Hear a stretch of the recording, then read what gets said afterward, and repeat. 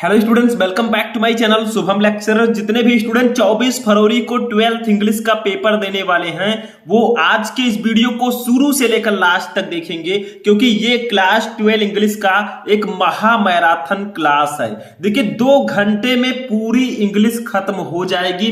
तो जितने भी स्टूडेंट 24 फरवरी को इंग्लिश का पेपर देंगे वो इस वीडियो को शुरू से लेकर लास्ट तक देखेंगे, नहीं तो बाद में उनको रोना पड़ेगा। देखिए स्टूडेंट, अब की बार हमें इंग्लिश में 100 में 95 प्लस लेकर आना है और आज का ये वीडियो महा मैराथन क्लास है, यानी कि इंग्लिश में जितने भी टॉपिक हैं सभी टॉपिक को एक ही वीडियो में मैं पढ़ाने वाला हूं। तो पूरे 2 घंटे जो स्टूडेंट इस वीडियो को देख लेगा वो 24 फरवरी को 100 में 95 प्लस लेकर आएगा। और अब की बार हमारा टारगेट है 100 नंबर पूरे के पूरे हमें लेकर आने हैं। ठीक है, तो देखिए स्टूडेंट, कुछ भी कठिन नहीं है, कुछ भी इंपॉसिबल नहीं है। जैसे हमने हिंदी में फोड़कर हम आए हैं वैसे ही इंग्लिश में हम आग लगाकर आएंगे और 100 में 95 प्लस लेकर आएंगे। ये मैं कह नहीं रहा हूं, ये हम करके दिखाएंगे। ठीक है, तो चलिए आज के इस वीडियो को स्टार्ट करते हैं। सबसे पहले इस वीडियो को लाइक कर दीजिएगा, चैनल पर नए चैनल को सब्सक्राइब कर लीजिएगा और पानी वानी लेकर बैठिएगा, क्योंकि ये 2 घंटे की क्लास है। देख लेंगे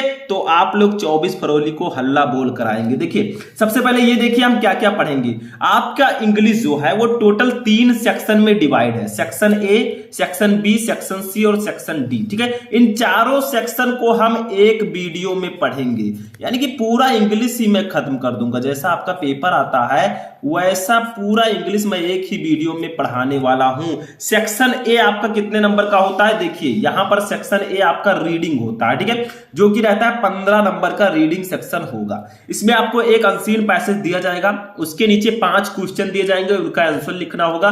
15 नंबर आपका क्लियर रहेगा। अभी मैं बताऊंगा आपको कैसे अनसीन पैसेज सॉल्व करना है ताकि 15 के 15 पूरे नंबर मिले। ठीक है, चलिए आगे बढ़ते हैं। उसके बाद देखिए हमारा आता है सेक्शन बी, जो कि राइटिंग सेक्शन। ये टोटल 20 नंबर का रहेगा। इसमें आपको 10 नंबर का आर्टिकल आएगा, 10 नंबर का लेटर आएगा। कौन कौन सा आर्टिकल आपको पढ़ना है जो सबसे ज्यादा इंपॉर्टेंट है वो मैं बताऊंगा, कैसे आपको आर्टिकल लिखना है वो मैं बताऊंगा, यानी कि पूरे इंग्लिश में खत्म करवाऊंगा, ये समझ लीजिए। ठीक है, फिर लेटर राइटिंग, लेटर आपको कैसे लिखना है। फिर सेक्शन सी आपका ग्रामर है, 25 नंबर का ये रहेगा। ठीक है, इसमें हम पढ़ेंगे डायरेक्ट एंड इनडायरेक्ट नरेशन को, synthesis, transformation, syntax, idioms and phrases, antonym, synonyms, one word substitution, ठीक है, होमोफोन्स और हिंदी टू इंग्लिश ट्रांसलेशन। ये टोटल 25 नंबर का रहेगा। अभी आपका सेक्शन डी है, उसको भी देखते हैं क्या पढ़ेंगे। सेक्शन डी आपका लिटरेचर है भैया, सबसे ज्यादा नंबर का यही रहता है, 40 नंबर का सेक्शन डी रहेगा। इसमें क्या आता है, प्रोज के 2 शॉर्ट आंसर टाइप क्वेश्चन आते हैं, यानी कि प्रोज जो होगा ये 15 नंबर का रहेगा। ठीक है, इससे क्या आएगा, 2 शॉर्ट आंसर टाइप क्वेश्चन रहेंगे 8 नंबर और एक लॉन्ग क्वेश्चन 7 नंबर, यानी कि 15 नंबर के क्वेश्चन प्रोज से आएंगे। पोएट्री में आपका ये 10 नंबर का रहेगा, 6 नंबर का आपका आएगा स्टैंजा और 4 नंबर का सेंट्रल आइडिया। सप्लीमेंट्री रीडर में आपका क्या रहेगा, 8 नंबर का शॉर्ट आंसर टाइप क्वेश्चन रहेगा और 7 नंबर का लॉन्ग क्वेश्चन रहेगा। टोटल 40 नंबर का आपका सेक्शन डी रहेगा। तो चलिए आज के इस महा मैराथन क्लास को स्टार्ट करते हैं। सबसे पहले हम पढ़ेंगे सेक्शन ए रीडिंग। तो चलिए स्टार्ट करते हैं वीडियो। अब देखिए स्टूडेंट, सेक्शन ए जो रीडिंग होगा भैया 10 नंबर का रहेगा, पूरे 10 नंबर का। अब सॉरी, पूरे 15 नंबर का ये आपका रहेगा अनसीन पैसेज। देखिए इसमें होगा क्या, एक पैसेज दे दिया जाएगा आपको, जैसे यहां पर है, देखिए इट इज ओनली, पहले हम पढ़ेंगे ध्यान से, ठीक है, क्योंकि 15 नंबर हमें लाने हैं भैया, तो पढ़ना पड़ेगा। देखिए, it is only under adverse circumstances that the real man is discovered, a man of character, of noble intentions, of strong and sturdy physique and virtue, of selfless service to other, proves his worth even in time of adversity. He faces the adversity with his strong will and determination. He has a will to do nothing can stand in his way. He can conquer all obstacles to achieve his mission, since his objective is noble and worthy. In the day of prosperity and pleasure we sleep and enjoy and know not what we are, but in adversity the inner man wake up and we come to know our real strength and bigness. ठीक है, ये आपका इतना बड़ा passage दे दिया गया। अब देखिए इसमें 5 क्वेश्चन नीचे रहेंगे, देखिए इसी पैसेज से रिलेटेड रहेंगे। जैसे देखिए फर्स्ट है when is the real man discovered, second है आपका what kind of a man proves his worth even adversity. मतलब 5 क्वेश्चन है। तो भैया सबसे पहले देखिए, सबसे पहले हमें इसका मीनिंग समझना होगा, पहले इसका अर्थ समझेंगे तभी तो क्वेश्चन का आंसर दे पाएंगे। तो देखिए सबसे पहले इसका अर्थ मैं बता देता हूं। देखिए मुझे तो अच्छे से पढ़ाना है, ठीक है। तो देखिए it is only under adverse circumstances that the real man is discovered, यानी कि विपरीत परिस्थितियों में ही वास्तविक मनुष्य की खोज होती है। अभी क्वेश्चन आएगा, ठीक है। देखिए a man of character of noble intentions of strong and sturdy physique and virtue of selfless service to other proves his worth even in times of adversity, यानी कि चरित्रवान, ए मैन ऑफ कैरेक्टर चरित्रवान, of noble intention इसका मतलब क्या होगा, नेक इरादे वाले, of strong and sturdy physique यानी कि मजबूत और मजबूत काया वाले, and virtue of selfless service और दूसरों की निस्वार्थ सेवा करने वाला जो व्यक्ति होता है, proves his worth even in time of adversity, ठीक है। वो क्या करता है, वो व्यक्ति विपत्ति के समय भी अपनी योग्यता साबित करता है। मतलब कहा जा रहा है कि विपरीत परिस्थितियों में ही वास्तविक मनुष्य की खोज होती है, और चरित्रवान, नेक इरादे वाला, मजबूत काया वाला और दूसरों की निस्वार्थ सेवा करने वाला जो व्यक्ति है वो विपत्ति के समय भी अपनी योग्यता साबित करता है, ठीक है। आगे देखिए ही फेसेस द एडवर्सिटी, वो क्या करता है, अपनी दृढ़ वो जो है अपनी योग्यता साबित करता है, और वो अपनी दृढ़ इच्छा शक्ति और दृढ़ संकल्प के विपरीत परिस्थितियों का सामना भी करता है। देखिए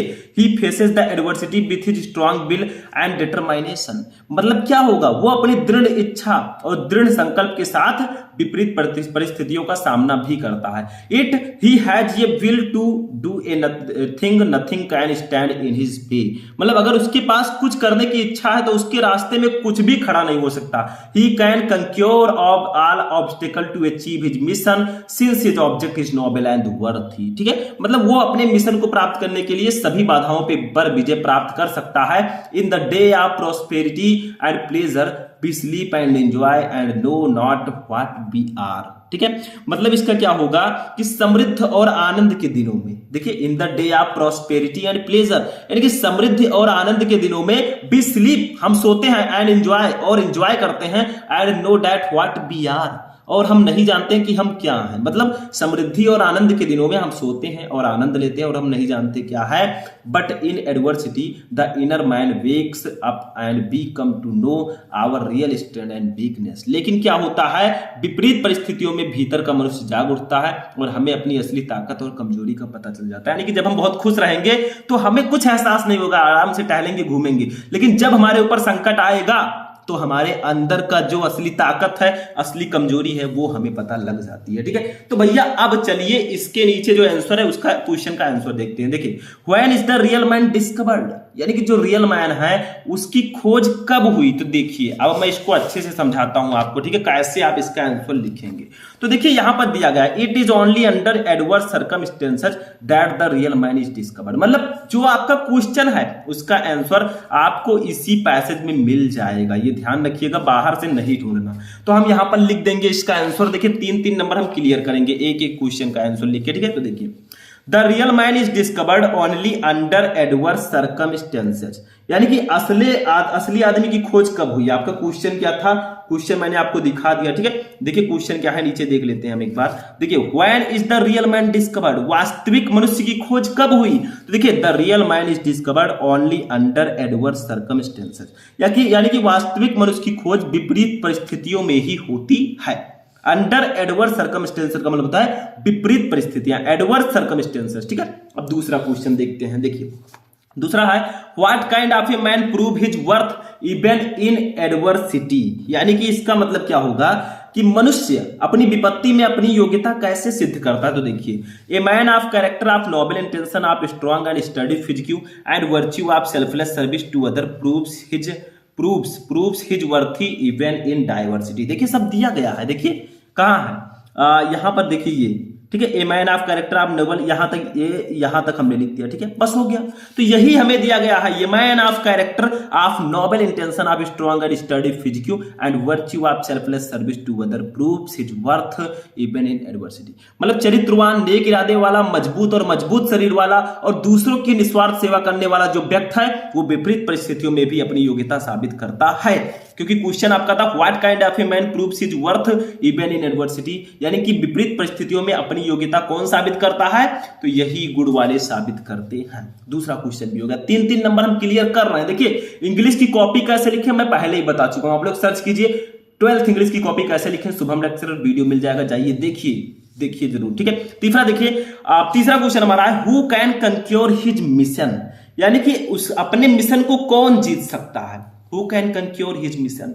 तो देखिए यहां पर है ये real man with Nobel and worthy objective can conquer his mission, यानी कि महान और योग्य उद्देश्य वाला जो व्यक्ति होता है वो अपने मिशन को जीत सकता है, मतलब वो महान होना चाहिए, उसका जो उद्देश्य है योग्य उद्देश्य होना चाहिए, ठीक है। चौथा क्वेश्चन देखिए, explain in your own words the underlined portion in the passage, मतलब आपको करना क्या है, जो पैसेज है, देखिए ये पैसेज है, ठीक है। इसमें देखिए इतने के नीचे अंडरलाइन दिया गया है द इनर मैन वेक्स, इसका मीनिंग अपने शब्दों में लिखना है। तो हम क्या लिखेंगे, देखिए the inner man is an other way of describing the spiritual aspect of a person, यानी कि आंतरिक मनुष्य व्यक्ति के आध्यात्मिक पहलू का वर्णन करने का एक तरीका है, ठीक है, ये बताया गया है उसमें। अब देखिए नेक्स्ट क्वेश्चन हमारा लास्ट क्वेश्चन है, देखिए यहां पर आपको वोकेबुलेरी देखने को मिलेगा। पहला देखिए, which word in the passage in the opposite of selfish, यानी कि पैसेज में सेल्फिश का अपोजिट वर्ड कौन सा है। तो देखिए यहां पर दिया होगा कहीं से याद, ये देखिए सेल्फिश का अपोजिट है सेल्फलेस, ठीक है। सेल्फिश का मतलब होता है स्वार्थी, ठीक है, तो इसका अपोजिट क्या होगा, एंटोनियम निस्वार्थी, ठीक है, निस्वार्थ। तो यहां पर आपको लिख देना है, देखिए स्वार्थ होता है, सेल्फिश का सेल्फलेस हो जाएगा, ये हमें दिया गया है। पांचवा लिखेंगे, फर्स्ट लिखेंगे। दूसरा देखिए हमारा क्वेश्चन क्या है, which word in the passage means misery, इस पैसेज में ऐसा कौन सा वर्ड है जिसका मतलब माइजरी है। माइजरी का मतलब क्या होता है बताइए, माइजरी का मतलब होता है दुख, ठीक है, क्या होता है, दुख। तो देखिए इसका क्या हम करेंगे, देखिए यहां पर माइजरी का जो एंटोनिम होगा वो एडवर्सिटी होगा, और इसमें कहीं एडवर्सिटी दिया होगा, देखिए कहां दिया गया है, ढूंढिए, ये देखिए एडवर्सिटी दिया गया, बस इसी को लिख देंगे, ठीक, हम लिख देंगे इसी को, सेकंड है एडवर्सिटी, ये देखिए, ठीक है, ऐसे लिख देंगे 1 2 करके। थर्ड देखिए, what does the word obstacle mean in the passage, यानी कि पैसेज में ऐसा कौन सा वर्ड है जिसका अर्थ बाधा है, ऑब्स्टेकल, ठीक है। तो पैसेज आपका जो वर्ड है वो है हिंड्रेंस, देखिए कहीं यहां पर हिंड्रेंस दिया गया है पूरे पैसेज में, हम ढूंढेंगे, जैसे आप ढूंढेंगे ना बोर्ड परीक्षा में, वैसे हम भी यहां पर ढूंढ रहे हैं, हिंड्रेंस हिंड्रेंस हिंड्रेंस हिंड्रेंस कहीं ना कहीं होगा, ठीक है। तो ये आप लोग ढूंढ सकते हैं, इसमें होगा कहीं, ठीक है, समझ में आया। तो यहां पर हम लिख देंगे हिंड्रेंस, ठीक है। इस पैसेज में जो हिंड्रेंस है वो क्या है, इसका मतलब भी बाधा होता है, क्योंकि ये जो है ऑब्स्टेकल का सिनोनिम्स है, ठीक है। तो ये आपका हो जाएगा क्वेश्चन, ठीक है। तो इसको भी आप नोट कर लीजिए। बस यही हमारा पांचों क्वेश्चन का आंसर हमने दे दिया है, 15 नंबर क्लियर। देखिए पहले का दिया, दूसरे का, तीसरे का, चौथे का, पांचवे का, टोटल एक क्वेश्चन 3 नंबर का, 5 क्वेश्चन था, 15 नंबर का क्वेश्चन ये रहेगा। देखिए 5 क्वेश्चन का मतलब ये 5वां क्वेश्चन है, इसमें 1 2 3 करके दिया गया, ठीक है। तो इस प्रकार से आपको अनसीन पैसेज सॉल्व करना होता है। पहले पैसेज को ध्यान से पढ़िए, क्वेश्चन का आंसर पैसेज में ही मिलेगा, जो क्वेश्चन है उसका आंसर पैसेज में मिल जाएगा। कोई जरूरी नहीं है कि आपको इसका हिंदी मीनिंग पता ही होना चाहिए, ऐसा कोई जरूरी नहीं है, आप लिख देंगे नंबर मिल जाएगा, ठीक है। तो ये तो हमारा सेक्शन ए था। अब चलिए चलते हैं सेक्शन बी पर, 15 नंबर हमारा क्लियर हो चुका है। ऐसे ही हम पूरे इंग्लिश को पढ़ेंगे इस वीडियो में, पूरे इंग्लिश को भैया, तो ध्यान से देखिएगा। चलिए आगे देखते हैं।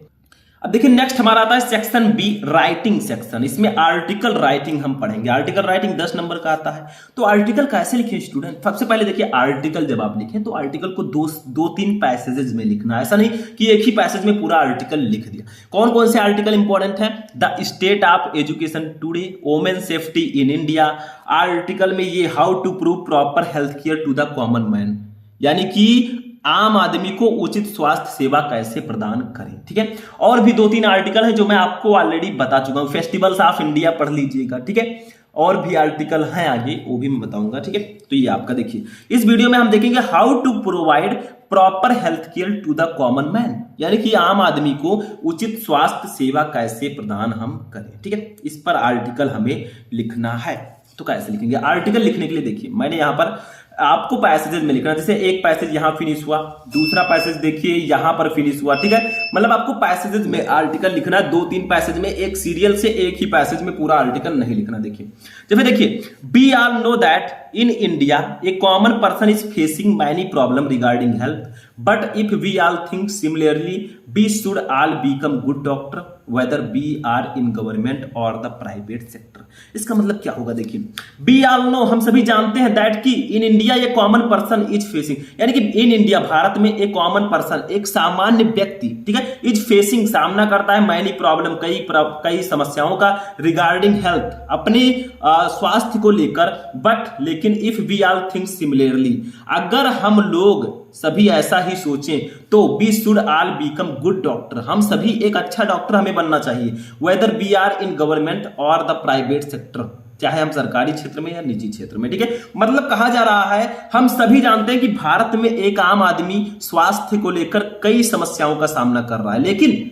अगर हम सभी ऐसा सोचें तो हम सभी को अच्छा डॉक्टर बनना चाहिए, चाहे हमें सरकारी क्षेत्र में, चाहे प्राइवेट क्षेत्र में, ठीक है, निजी क्षेत्र में। आगे देखिए, commercialization of healthcare is a good for the people who can afford the best care, but some provisions should be made in all private hospital for poor people, common people and all those who must be helped financially। देखिए यहां तक मैंने एक passage में लिख दिया, अब थोड़ा लाइन छोड़ के दूसरे पैसेज में लिखिए। देखिए, commercialization of healthcare is good for the people, यानी कि स्वास्थ्य सेवा का जो व्यवसायीकरण है, कॉमर्शियलाइजेशन का मतलब होता है व्यवसायीकरण, वो उन लोगों के लिए अच्छा है, ठीक है, हु जो can afford the best care, जो अच्छी देखभाल कर सकते हैं, but some provision should be made in all private hospital, लेकिन कुछ ऐसे, ठीक है, लेकिन सभी निजी अस्पतालों में क्या होता है, गरीबों के लिए, जैसे बहुत सारे लोग गरीब हैं, ठीक है, आम लोग हैं, उनके लिए कुछ प्रावधान किया जाना चाहिए, उनकी आर्थिक मदद की जानी चाहिए। देखिए, but some provision should be made in all private hospital for poor people, लेकिन जो गरीब लोग हैं, ठीक है, सभी निजी अस्पतालों में गरीब लोगों, आम आदमियों के लिए कुछ प्रावधान किए जाने चाहिए, कॉमन मैन, ठीक है, and all those who must be help financially, और जहां तक हो सके उनकी आर्थिक मदद भी होनी चाहिए। तो यहां पर कहा जा रहा है कि स्वास्थ्य सेवा का व्यवसायीकरण उन लोगों के लिए अच्छा है जो सबसे अच्छी देखभाल कर सकते हैं, लेकिन सभी निजी अस्पतालों में गरीब लोगों, आम लोगों और उन सभी के लिए कुछ प्रावधान किए जाने चाहिए जिनकी आर्थिक मदद की जानी चाहिए, ठीक है, समझ में आया। देखिए, these provision may be provided BPL card holder, person having low annual salary and similar other people, यानी कि ये जो प्रावधान है किनके लिए होना चाहिए, these provision may be provided to BPL card holder, यानी कि ये जो है प्रावधान बीपीएल कार्ड धारकों या कम वार्षिक वेतन वाले व्यक्तियों, देखिए, person having low annual salary, जिनकी कम वार्षिक वेतन है, एंड सिमिलर अदर पीपल, और ऐसे ही बहुत सारे लोगों को ये प्रदान होना चाहिए। मतलब जो ये सुविधा कहा जा रहा है, ये उन लोगों को मिलना चाहिए जो बीपीएल कार्ड होल्डर है, कार्ड धारक है, बहुत गरीब है, ठीक है, और जो कम वार्षिक आय, जिनकी वार्षिक आय बहुत ज्यादा कम है, उनको ये सुविधा मिलनी चाहिए, ठीक है, समझ में आया। तो ये आपका हो जाएगा। देखिए, आगे भी है, थोड़ा बड़ा लिखना है हमें, देखिए आगे देखिए, नेक्स्ट हमारा है the infrastructure seen today in government and municipal hospital is too poor, यानी कि द इंफ्रास्ट्रक्चर, जो इंफ्रास्ट्रक्चर है सीन टुडे, आज देखा जा सकता है इन गवर्नमेंट, सरकारी, and municipal hospital to the poor, यानी कि और नगर निगम के अस्पतालों में, यानी कि सरकारी और नगर निगम के अस्पतालों में आज जो इंफ्रास्ट्रक्चर है वो देखा जा सकता है, वो बहुत खराब है, इज टू पुअर, वो बहुत खराब है। The doctors do not work with as much dedication as they do at their own personal clinic, यानी कि the doctor do not work with as much dedication, जो वहां के डॉक्टर हैं वो उतने समर्पण के साथ काम नहीं करना चाहते, एज दे, जितना वे do their own personal clinic, जितना वे अपने पर्सनल क्लिनिक पर काम करते हैं। तो कहा जा रहा है कि डॉक्टर उतने समर्पण के साथ काम नहीं करना चाहते जितना वो अपने निजी क्लिनिक से करते हैं, ठीक है, क्योंकि अपना निजी है भैया, तो वो अपने निजी में थोड़ा ज्यादा मेहनत करेंगे, अच्छे से करेंगे, दवाई देंगे, और जो सरकारी है उसमें थोड़ा वो प्रॉब्लम कर देते हैं। आगे देखिए, sanitation problem are also seen in public hospital, sanitation का मतलब क्या होता है, जो साफ सफाई है, ठीक है, तो सरकारी अस्पतालों में साफ सफाई की भी समस्या देखी जा रही है, ठीक है। Government should also have some arrangement for the poor to subsidise costly medicine, ठीक है, और जो हमारी सरकार है, ठीक है, सरकारी अस्पताल जो हैं, सरकार को गरीबों के लिए महंगी दवाइयों पर सब्सिडी की भी कोई व्यवस्था करनी चाहिए, यानी कि जो गरीब लोग हैं वो महंगी दवाइयां अफोर्ड नहीं कर पाते, लिख देते हैं भैया जाओ बाहर से दवा ले आओ, बाहर से पैसे होंगे तभी तो दवा लाएंगे, तो सरकार को गरीबों के लिए कुछ दवाइयों में भी उनको थोड़ी बहुत सब्सिडी की व्यवस्था करनी चाहिए, ठीक है। आगे देखिए, they may do so by making pharmaceutical companies to reduce their price suitably, ठीक है, और जो ऐसा वे दवा कंपनियों को अपनी कीमतें उपयुक्त रूप में कम करने के लिए कहकर कर सकते हैं। ठीक है, देखिए आगे, such measure will definitely help to provide better health care to the common man. Such measure, ऐसे उपाय, विल डेफिनेटली निश्चित रूप से हेल्प, सहायता करेंगे, टू प्रोवाइड यानी कि प्रदान करने में, बेटर हेल्थ केयर, बेहतर स्वास्थ्य, टू द कॉमन मैन यानी कि आम आदमी को। तो ऐसे उपाय अगर हो गए भैया तो निश्चित रूप से आम आदमी को बेहतर स्वास्थ्य सेवा प्रदान करने में मदद करेंगे। ये सब सुविधाएं हो जाए तो भैया जो गरीब हैं उनको भी अच्छे से इलाज मिल सकेगा, उनको भी प्रॉब्लम नहीं होगी। आज गरीब लोग क्या करते हैं, वो जाते हैं सरकारी अस्पताल में दवा कराते हैं, सरकारी अस्पताल में लिख दिया गया भैया जाओ बाहर से दवा ले आओ, बाहर गए दवा बहुत महंगी महंगी है, कहां से देंगे वो। ठीक है, तो ये सब व्यवस्था करनी चाहिए, तभी एक कॉमन मैन, एक जो आम आदमी है वो उचित स्वास्थ्य सेवा का लाभ उठा सकेगा। ठीक है, तो ये हो गया आर्टिकल राइटिंग, ऐसे लिखना है 2-3 पैराग्राफ्स में, तो ये भी हो गया। चलिए नेक्स्ट देखते हैं टॉपिक, लेटर राइटिंग। अब देखिए हम लिखेंगे लेटर राइटिंग, कंप्लेंट लेटर हम लिखने जा रहे हैं स्टूडेंट। देखिए, write a letter to the principal यानी कि अपने प्रधानाध्यापक को एक पत्र लिखिए, योर कॉलेज अपने कॉलेज के, टू कंप्लेन यानी कि शिकायत करने के लिए, अगेंस्ट द शॉर्टेज यानी कि आप बुक्स यानी कि बुक्स की कमी इन योर कॉलेज लाइब्रेरी अपने कॉलेज की लाइब्रेरी में, यानी कि अपने महाविद्यालय के पुस्तकालय में पुस्तकों की कमी की शिकायत करते हुए अपने महाविद्यालय के प्रधानाचार्य को पत्र लिखिए। कैसे लिखोगे बताओ, देखिए तरीका समझिए, पत्र तो आप लिख ही देंगे लेकिन सही तरीका पता है भैया तो किसी टॉपिक पर आप पत्र लिख देंगे। ऐसा नहीं कि आप रटकर चले जाएंगे यही आ जाएगा, मैं नहीं कह सकता कि यही आएगा, किसी चीज की गारंटी मैं नहीं लेता कि हाँ भैया ये वाला लेटर पढ़ लो यही आएगा। तरीका समझिए, कुछ भी आए आप लिख देंगे, बस आपको ये पता होना चाहिए कि आखिर कैसे लिखते हैं लेटर। चलिए देखते हैं।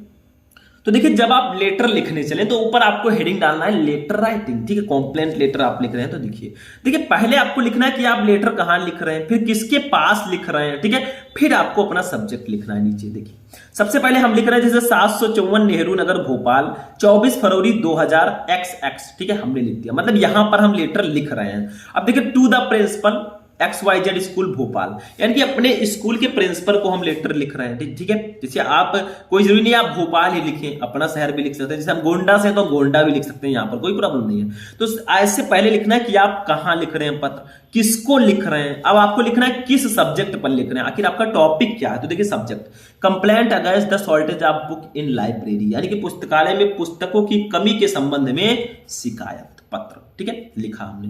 अब पहले आपने लिखा कहां लिख रहे हैं, किसके पास लिख रहे हैं, किस विषय पर लिख रहे हैं। अब लिखना है रेस्पेक्टेड सब, फिर अपना प्रॉब्लम एक पैराग्राफ में लिख देना। देखिए हम लिख रहे हैं, as president of the students union I would like to bring your attention the unsatisfactory condition of the college library, यानी कि as president of the students यानी कि छात्र संघ के अध्यक्ष के रूप में। ठीक है, union, I would like to bring your attention, मैं आपका ध्यान अपने कॉलेज की, ठीक है, the unsatisfactory condition of college library, मैं आपका ध्यान अपने कॉलेज के पुस्तकालय की असंतोषजनक स्थिति की ओर ध्यान आकर्षित कराना चाहता हूं। मतलब वो जो है प्रिंसिपल का ध्यान अपने स्कूल में जो पुस्तकालय में पुस्तकों की कमी है उस पर वो लाना चाहते हैं। It is really a matter of great distress that the book shelves are covered with dust and the books are also in a very bad condition. मतलब it is really a matter of great distress, यह वास्तव में बड़े दुख की बात है, that की the book shelves are covered with dust, यानी कि जो किताबें हैं, किताबों की अलमारियां हैं वो धूल से सनी हुई हैं, मतलब उस पर धूल पड़े हुए हैं। And the books are also in bad condition, और जो किताबें हैं वो बहुत ही बुरी अवस्था में है, मतलब बहुत खराब स्थिति में है। ठीक है, मतलब वहां की जो किताबें हैं लाइब्रेरी है उस पर धूल जमी हुई है। अब क्या करेंगे हम लोग, sufficient seating and proper reading facility are also absent, और पर्याप्त बैठने और उचित पढ़ने की सुविधा भी नहीं है, अब एब्सेंट है, अनुपस्थित है। मतलब वहां पर पर्याप्त रूप से बैठने और पढ़ने की सुविधा भी अनुपस्थित है। ठीक है, तो हम आपसे रिक्वेस्ट करेंगे, we requested you to look into the matter and take the necessary step to make the library useful for us. तो बी रिक्वेस्ट यू, हम आपसे निवेदन करते हैं, to look into the matter and take the necessary step, यानी कि आप इस मैटर को देखिए, इन समस्याओं को देखिए और अपना एक स्टेप, अपना एक कदम उठाइए। ठीक है, to make the library useful for us, यानी कि ताकि लाइब्रेरी हमारे लिए यूजफुल बन सके। अभी कहा जा रहा है कि हम आपसे अनुरोध करते हैं कि इस मामले को देखें और पुस्तकालय को हमारे लिए उपयोगी बनाने के लिए आवश्यक कदम उठाएं। योर ओबीडियंटली, आपका आज्ञाकारी XYZ। नाम नहीं लिखना आपको, ठीक है। तो जब आप लेटर लिखें स्टूडेंट तो क्या करें, सबसे पहले आप लिखिए कि कहां हम लेटर लिख रहे हैं, किसके पास लिख रहे हैं और किस विषय पर लिख रहे हैं। फिर रिस्पेक्टेड सर लिखकर आप लोगों को अपना पूरा प्रॉब्लम लिखना है। उसके बाद में आपको योर ओबीडियंटली लिखकर XYZ लिख देना है। तो भैया इस तरह से लिखोगे लेटर तो मिलेंगे 10 में 10 नंबर, ठीक है। तो ये भी टॉपिक हो गया। चलिए नेक्स्ट टॉपिक देखते हैं जो कि है हमारा section C, grammar and translation, जिसमें सबसे पहला टॉपिक होगा डायरेक्ट एंड इनडायरेक्ट नरेशन। तो चलिए देखते हैं। तो देखिए सेक्शन सी जो आपका होता है ग्रामर एंड ट्रांसलेशन होता है। इसमें मैंने बताया डायरेक्ट एंड इनडायरेक्ट से लेकर आपके हिंदी टू इंग्लिश ट्रांसलेशन सभी टॉपिक रहेंगे, ठीक है। तो सबसे पहला टॉपिक है डायरेक्ट एंड इनडायरेक्ट नरेशन। इसमें हमें क्या करना होता है, डायरेक्ट स्पीच को इनडायरेक्ट में बदलना होता है। जैसे देखिए पहला क्वेश्चन है, his mother said the sun is very hot today, यानी कि उसकी माता जी ने कहा सूर्य आज बहुत गर्म है, ठीक है। तो देखिए यहां पर इसको इनडायरेक्ट में कैसे बदलेंगे, तो इनडायरेक्ट में बदलने के लिए आपको जो इन्वर्टेड कामा के अंदर ये रिपोर्टेड स्पीच होता है इसको देखना होगा कि ये कौन सा सेंटेंस है और कौन सा टेंस है। तो देखिए ये आपका कौन सा सेंटेंस है, असर्टिव सेंटेंस है, ठीक है। और टेंस कौन सा है, देखिए इजारम है, ठीक है। अब बहुत सारे स्टूडेंट क्या कहेंगे कि सर यहां पर जो the sun is very hot today है ये हमेशा सत्य रहने वाली बात है, लेकिन ये ऐसा नहीं है। अगर इतना होता the sun is very hot तब तो ये ऐतिहासिक तथ्य है कि हाँ सूर्य बहुत गर्म है, लेकिन यहां पर टुडे की बात किया जा रहा है, यानी कि आज की बात की जा रही है। तो आज हो सकता है गर्म है, हो सकता हो कल थोड़ा कम रहे, ठीक है, ठंडी हो जाए। तो देखिए आज की बात हो रही है तो यहां पर इज की जगह पर हम वाज लगाएंगे। अगर इतना ही होता the sun is very hot तो हम इज को इज ही रहने देते, ठीक है। टुडे की बात किया जा रहा है यानी कि आज की, तब हम वाज कर देंगे। तो लिखेंगे his mother sad, his mother sad, ठीक है। अब बीच में हम लगाएंगे that, his mother said that, ठीक है। अब देखिए द सन, बाकी ऐसे हम लिख देंगे द सन इज को हम वाज में बदल देंगे। देखिए मैंने बताया था कि हमेशा सत्य रहने वाली बात के टेंस में कोई परिवर्तन नहीं होगा। जैसे honesty is the best policy, the sun is very hot, ठीक है। ऐसे ऐसे हमेशा सत्य रहने वाली बात, लेकिन यहां पर टुडे की बात की जा रही आज की, तो हम इज को वाज में बदलेंगे, ठीक है। Very hot, very hot today, today को किस में बदल देंगे, ठीक है। टुडे को हम दैट डे में बदलते हैं, THAT दैट और DYA डे, ठीक है।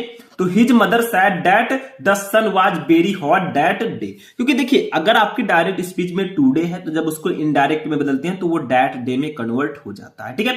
तो his mother said that the sun was very hot today, ठीक है। समझ में आया, यानी कि आज की बात की जा रही है तो हमने टेंस में परिवर्तन कर दिया। दूसरा देखिए, I said to her where do you live, यानी कि मैंने उससे कहा तुम कहां रहती हो। तो देखिए यहां पर आपको रिपोर्टेड स्पीच का जो सेंटेंस है कौन सा सेंटेंस है, देखिए वेयर आगे लगा है, यानी कि ये इंट्रोगेटिव सेंटेंस है सबसे पहली चीज। अब आप देखिए कौन सा टेंस है, देखिए डू लगा है, डू किस में लगता है, डू हमारा प्रेजेंट इंडेफिनिट टेंस में लगता है, ठीक है। तो यहां पर ये प्रेजेंट इंडेफिनिट टेंस है। पहले तो ये आपका इंट्रोगेटिव है, फिर ये प्रेजेंट इंडेफिनिट टेंस है, ठीक है। अब देखिए जब हम प्रेजेंट इंडेफिनिट टेंस को किस में बदलेंगे, अगर हमें इनडायरेक्ट में कन्वर्ट करना है तो पास्ट इंडेफिनिट में बदलेंगे। तो लिखेंगे यहां पर आई।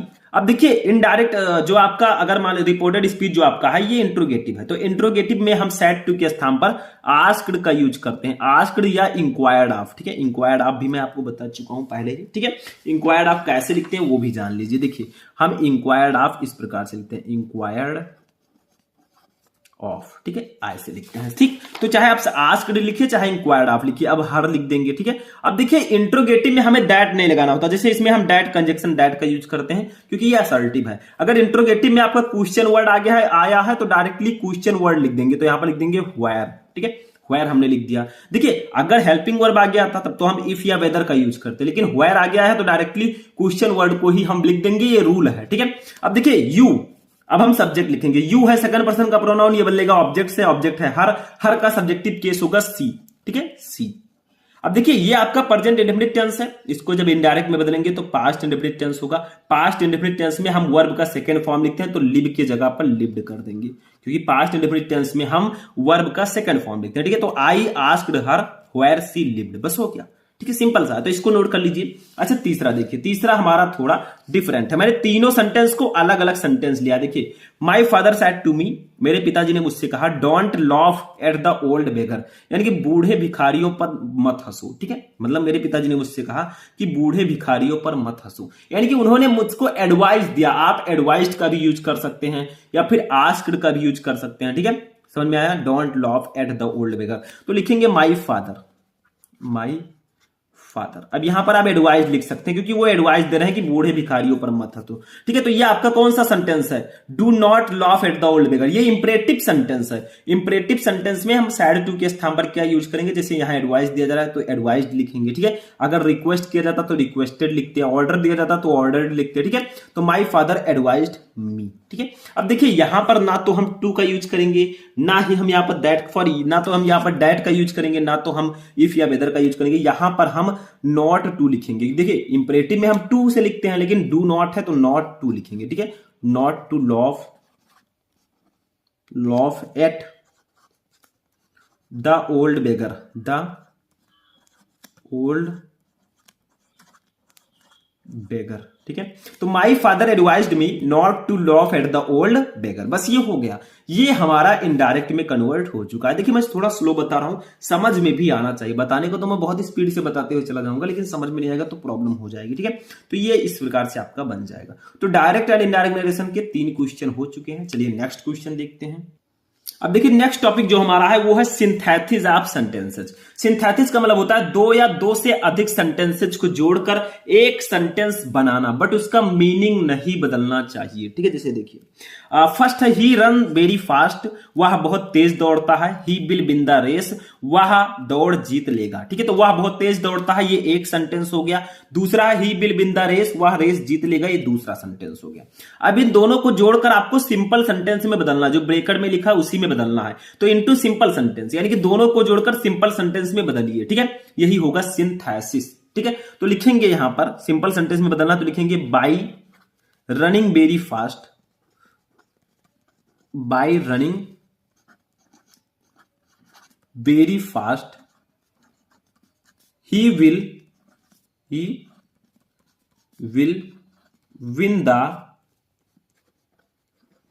the race। ठीक है, तो by running very fast he will win the race, यानी कि बहुत तेज दौड़कर वह रेस जीत गया, वह दौड़ जीत गया। ठीक है, या वह दौड़ जीत जाएगा, क्योंकि ही विल लगा है। ठीक है, तो बहुत तेज दौड़कर वह दौड़ जीत जाएगा। ठीक है, बस हो गया। ऊपर क्या था? वह बहुत तेज दौड़ता है, वह रेस जीत जाएगा। नीचे क्या है? बहुत तेज दौड़कर वह रेस जीत जाएगा। दोनों सेम है, मीनिंग सेम है, बट इसको मैंने सिंपल सेंटेंस में कन्वर्ट कर दिया है। यही होगा सिंथेसिस। ऐसे दूसरा देखिए, द थीफ वाज पनिश्ड, यानी कि चोर को सजा दिया गया। ठीक है, द थीफ वाज फाइंड, और चोर पर जुर्माना लगाया गया। ठीक है, इसको कंपाउंड सेंटेंस में बदलना। ये फाइंड है, FIND, फाइंड का मतलब होता है जुर्माना लगाना। ठीक है, तो देखिए यहां पर हम इस प्रकार से लिखेंगे, कंपाउंड बदलेंगे, तो द थीफ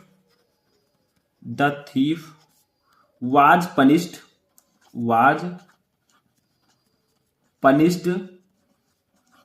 एंड फाइंड। देखिए पनिश्ड भी किया गया और फाइंड भी किया गया, तो फाइंड को भी लिख देंगे। तो the thief was punished and find. ठीक है, यानी कि चोर को सजा दी गई और जुर्माना लगाया गया। सेम प्रोसेस, दोनों का मीनिंग सेम है, बट ऊपर क्या था? The thief was punished, the thief was find. तो यहां पर लिख दिया मैंने the thief was punished and find, दोनों को साथ में लिख दिया, बस हो गया। ठीक है, ऐसे तीसरा देखिए, सी इज रिच, वह अमीर है। सी इज नॉट हैप्पी, वह खुश नहीं है। इसको बदलना है कॉम्प्लेक्स सेंटेंस में। कैसे बदलेंगे? तो सिंपल सा है, आगे लिख देंगे अल्दो।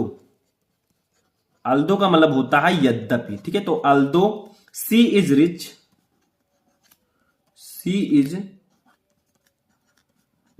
ठीक है, सी इज नॉट हैप्पी। ठीक है, सी इज नॉट हैप्पी। तो अल्दो सी इज रिच, यद्यपि वह गरीब है। सी इज नॉट हैप्पी, वह खुश नहीं है। ठीक है, तो यद्यपि वह गरीब है, वह खुश नहीं है। यह आपका कॉम्प्लेक्स सेंटेंस में कन्वर्ट हो जाएगा। ऊपर क्या था? She is rich, she is not happy, वह अमीर है, वह खुश नहीं है। देखिए अमीर कहिएगा। ठीक है, अल्दो सी इज रिच, यद्यपि वह अमीर है। सी इज नॉट हैप्पी, वह खुश नहीं है। ठीक है, बस हो गया। ये भी आपका सिंथेसिस हो चुका है। तो इसके भी 3 टॉपिक हमने देख लिए, 3 क्वेश्चन, ये भी हो गया। अब चलिए नेक्स्ट टॉपिक देखते हैं क्या है। अब देखिए नेक्स्ट टॉपिक हमारा ट्रांसफॉर्मेशन ऑफ सेंटेंस, जिसका मतलब होता है सेंटेंसेस को ट्रांसफॉर्म करना। जैसे देखिए फर्स्ट है Madan writes a letter, Madan एक पत्र लिखता है, ठीक है। इसको बदलना है पैसिव वॉइस में, यानी कि इसको पैसिव वॉइस में ट्रांसफॉर्म करना, जो ब्रेकेट में दिया गया है उसी में आपको ट्रांसफॉर्म करना है, लेकिन मीनिंग इसका भी ना बदले, ठीक है। तो आपको पैसिव वॉइस बनाना है तो पहले इसको पहचानिए कौन सा टेंस है। मदन राइट्स ए लेटर, देखिए इसमें राइट में एस या ईएस लगा, यानी कि ये प्रेजेंट इंडेफिनिट टेंस है। तो जब इसको हम बदलेंगे किस में, इसको हम पैसिव वॉइस में बदलेंगे, तो पहले देखिए पैसिव वॉइस में बदलते समय पहले हम ऑब्जेक्ट लिखते हैं। तो मदन एक पत्र लिखता है, तो क्या कौन लिखता है, मदन। कौन का प्रश्न करेंगे तो आपको सब्जेक्ट मिलेगा। क्या लिखता है, क्या का प्रश्न करने पर आपको ऑब्जेक्ट मिल जाएगा, तो एक पत्र, तो यहां पर ये ऑब्जेक्ट होगा ए लेटर, और हम पैसिव वॉइस में पहले ऑब्जेक्ट लिखते हैं। अब देखिए ये आपका प्रेजेंट इंडेफिनिट टेंस है। प्रेजेंट इंडेफिनिट टेंस में हम इज आर एम का यूज करते हैं, वर्ब का थर्ड फॉर्म, तो ए लेटर इज। अब लिखेंगे वर्ब, वर्ब है राइट, राइट का थर्ड फॉर्म क्या होगा, रिटर्न। देखिए पैसिव वॉइस में हम थर्ड फॉर्म यूज करते हैं, तो रिटर्न, ये लेटर इज रिटर्न। अब बाई लगाकर सब्जेक्ट लिख देंगे, बाई मदन, ठीक है, बस हो गया। पहले ऑब्जेक्ट लिखेंगे, फिर इज आर एम लिखेंगे प्रेजेंट इंडेफिनिट टेंस में, फिर हम वर्ब का थर्ड फॉर्म लिखेंगे, फिर बाय लगाकर सब्जेक्ट लिख देंगे, तो a letter is written by Madan, बस हो गया, ठीक है। दूसरा देखिए क्या है, very few games are so popular as cricket, यानी कि बहुत कम गेम इतने पॉपुलर हैं जितना कि क्रिकेट, ठीक है। इसको बदलना है कॉम्परेटिव डिग्री में, क्योंकि ये पॉजिटिव डिग्री में है। कैसे बदलेंगे, तो लिखेंगे यहां पर क्रिकेट इज, पहले क्रिकेट लिखेंगे, क्रिकेट कौन पॉपुलर है, क्रिकेट, तो cricket is more popular, more popular that most other games, most other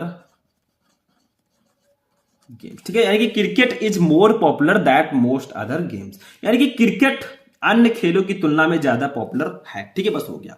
ये आपका हो गया कंपैरेटिव डिग्री में। अब फिर तीसरा देखिए, he is too old to run the race, यानी कि रन द रेस, तो वह इस रेस को दौड़ने के लिए बहुत बूढ़ा है, ओल्ड है, ठीक है। इसको रिमूव टू, इसमें टी डबल ओ वाला टू हटाना है, तो देखिए जब हम टी डबल ओ वाला टू हटाते हैं तो सो जोड़ देते हैं, सो, तो ही इज सो ओल्ड, ठीक है। बीच में हम डैट लगा देंगे, फिर सब्जेक्ट लिखकर कैन नॉट लिख देंगे, सब्जेक्ट है ही, इसके साथ कैन नॉट जोड़ देंगे, कैन नॉट, ठीक है। फिर हम लिख देंगे बाकी को, run the race, run the race, ठीक है। तो he is so old that, यहां पर दैट लिख दीजिएगा, sorry, that he can not run the race, यानी कि वह इतना बूढ़ा है कि वह रेस नहीं दौड़ सकता है, ठीक है। तो he is so old that he can not run the race, बस हो गया, ठीक है। ये तीसरा हो गया हमारा, तो ट्रांसफॉर्मेशन भी समझ में आ गया। चलिए नेक्स्ट टॉपिक देखते हैं, इसके भी तीन क्वेश्चन हमने पढ़ लिए, ठीक है। अब देखिए नेक्स्ट टॉपिक हमारा है सिंटैक्स, ठीक है, चौथा टॉपिक सिंटैक्स। इसमें क्या होता है, इसमें हमें सेंटेंस दिया रहेगा, उसमें गलती होगी, उसको सही करके लिखना होगा। जैसे देखिए, रोहन बीट्स हिम बाय ये स्टिक, यानी कि रोहन ने उसे एक छड़ी से पीटा, ठीक है। तो इसमें गलती क्या, देखिए, रोहन बीट्स हिम। अब देखिए छड़ी है तो छड़ी के लिए हम बाय नहीं लगाएंगे, विथ लिखेंगे, ठीक है, विथ आ स्टिक, बाई नहीं लगाएंगे, ये ध्यान रखिएगा। किसी चीज से, किसी वस्तु से पीटा जा रहा है तो हम विथ लगाएंगे, ठीक है, से की अंग्रेजी। तो रोहन बीट्स हिम विथ ये स्टिक, यानी कि रोहन ने उसे एक छड़ी से पीटा, बस हो गया। अच्छा दूसरा देखिए, आपने पढ़ा होगा जब आप एप्लीकेशन पहले लिखते थे चोरी चुपके, देखिए he is ill from fever, वह बुखार से बीमार है, ठीक है। तो इसमें गलती क्या है, देखिए ही इज।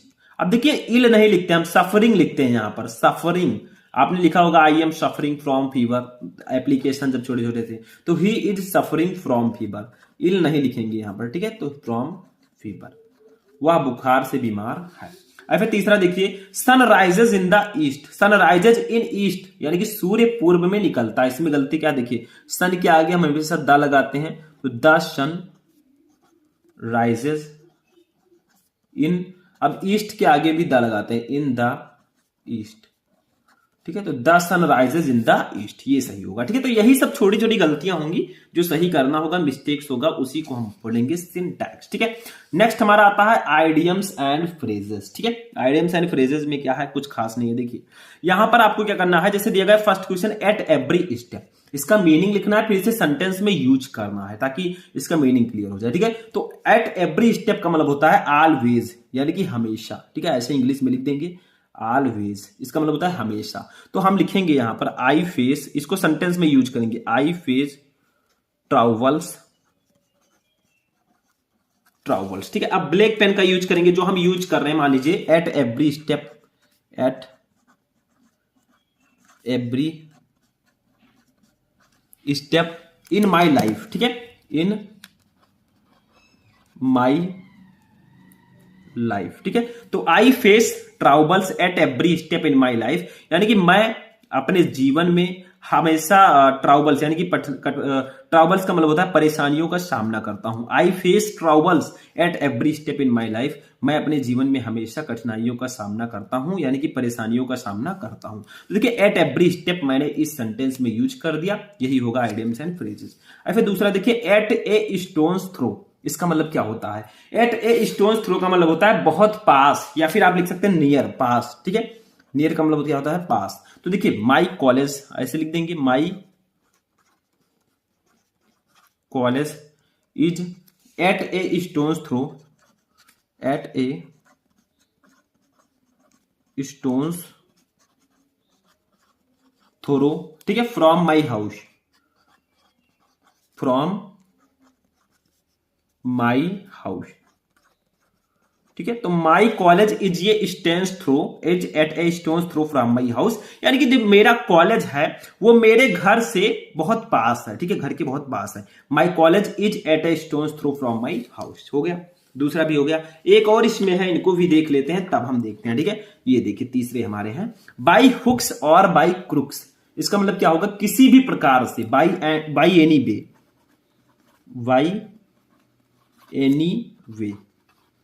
तो बाई हुक और बाई क्रुक का मतलब होगा किसी भी प्रकार से, बाई एनी वे। तो आजकल के जो बच्चे हैं वो किसी भी प्रकार से पास होना चाहते हैं, चाहे जो हो जाए, चाहे पैसा देना पड़े, चाहे किसी से लिखाना पड़े, चाहे हमें नकल करना पड़े, किसी प्रकार से वो पास होना चाहते हैं बस, ठीक है। कुछ बच्चे हैं, सभी नहीं है, क्योंकि ब्रिलियंट स्टूडेंट भी हमारे बहुत सारे हैं, ठीक है, जो नहीं पढ़ना चाहते, मैं उनकी बात कर रहा हूं। तो देखिए नाउ ए डेज, इसका मतलब होता है आजकल, ठीक है। द स्टूडेंट्स वांट टू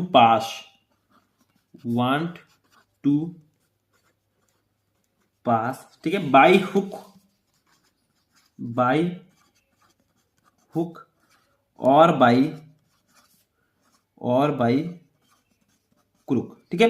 तो nowadays the students want to pass by hook और बाय क्रुक, यानी कि आजकल के विद्यार्थी किसी भी प्रकार से पास होना चाहते हैं, चाहे जैसे वो पास हो जाए, ठीक है, मतलब उनको पास होना है किसी भी प्रकार से, ठीक है। तो ये आपका हो जाएगा नेक्स्ट टॉपिक, चौथा टॉपिक, ठीक है, सिंटैक्स।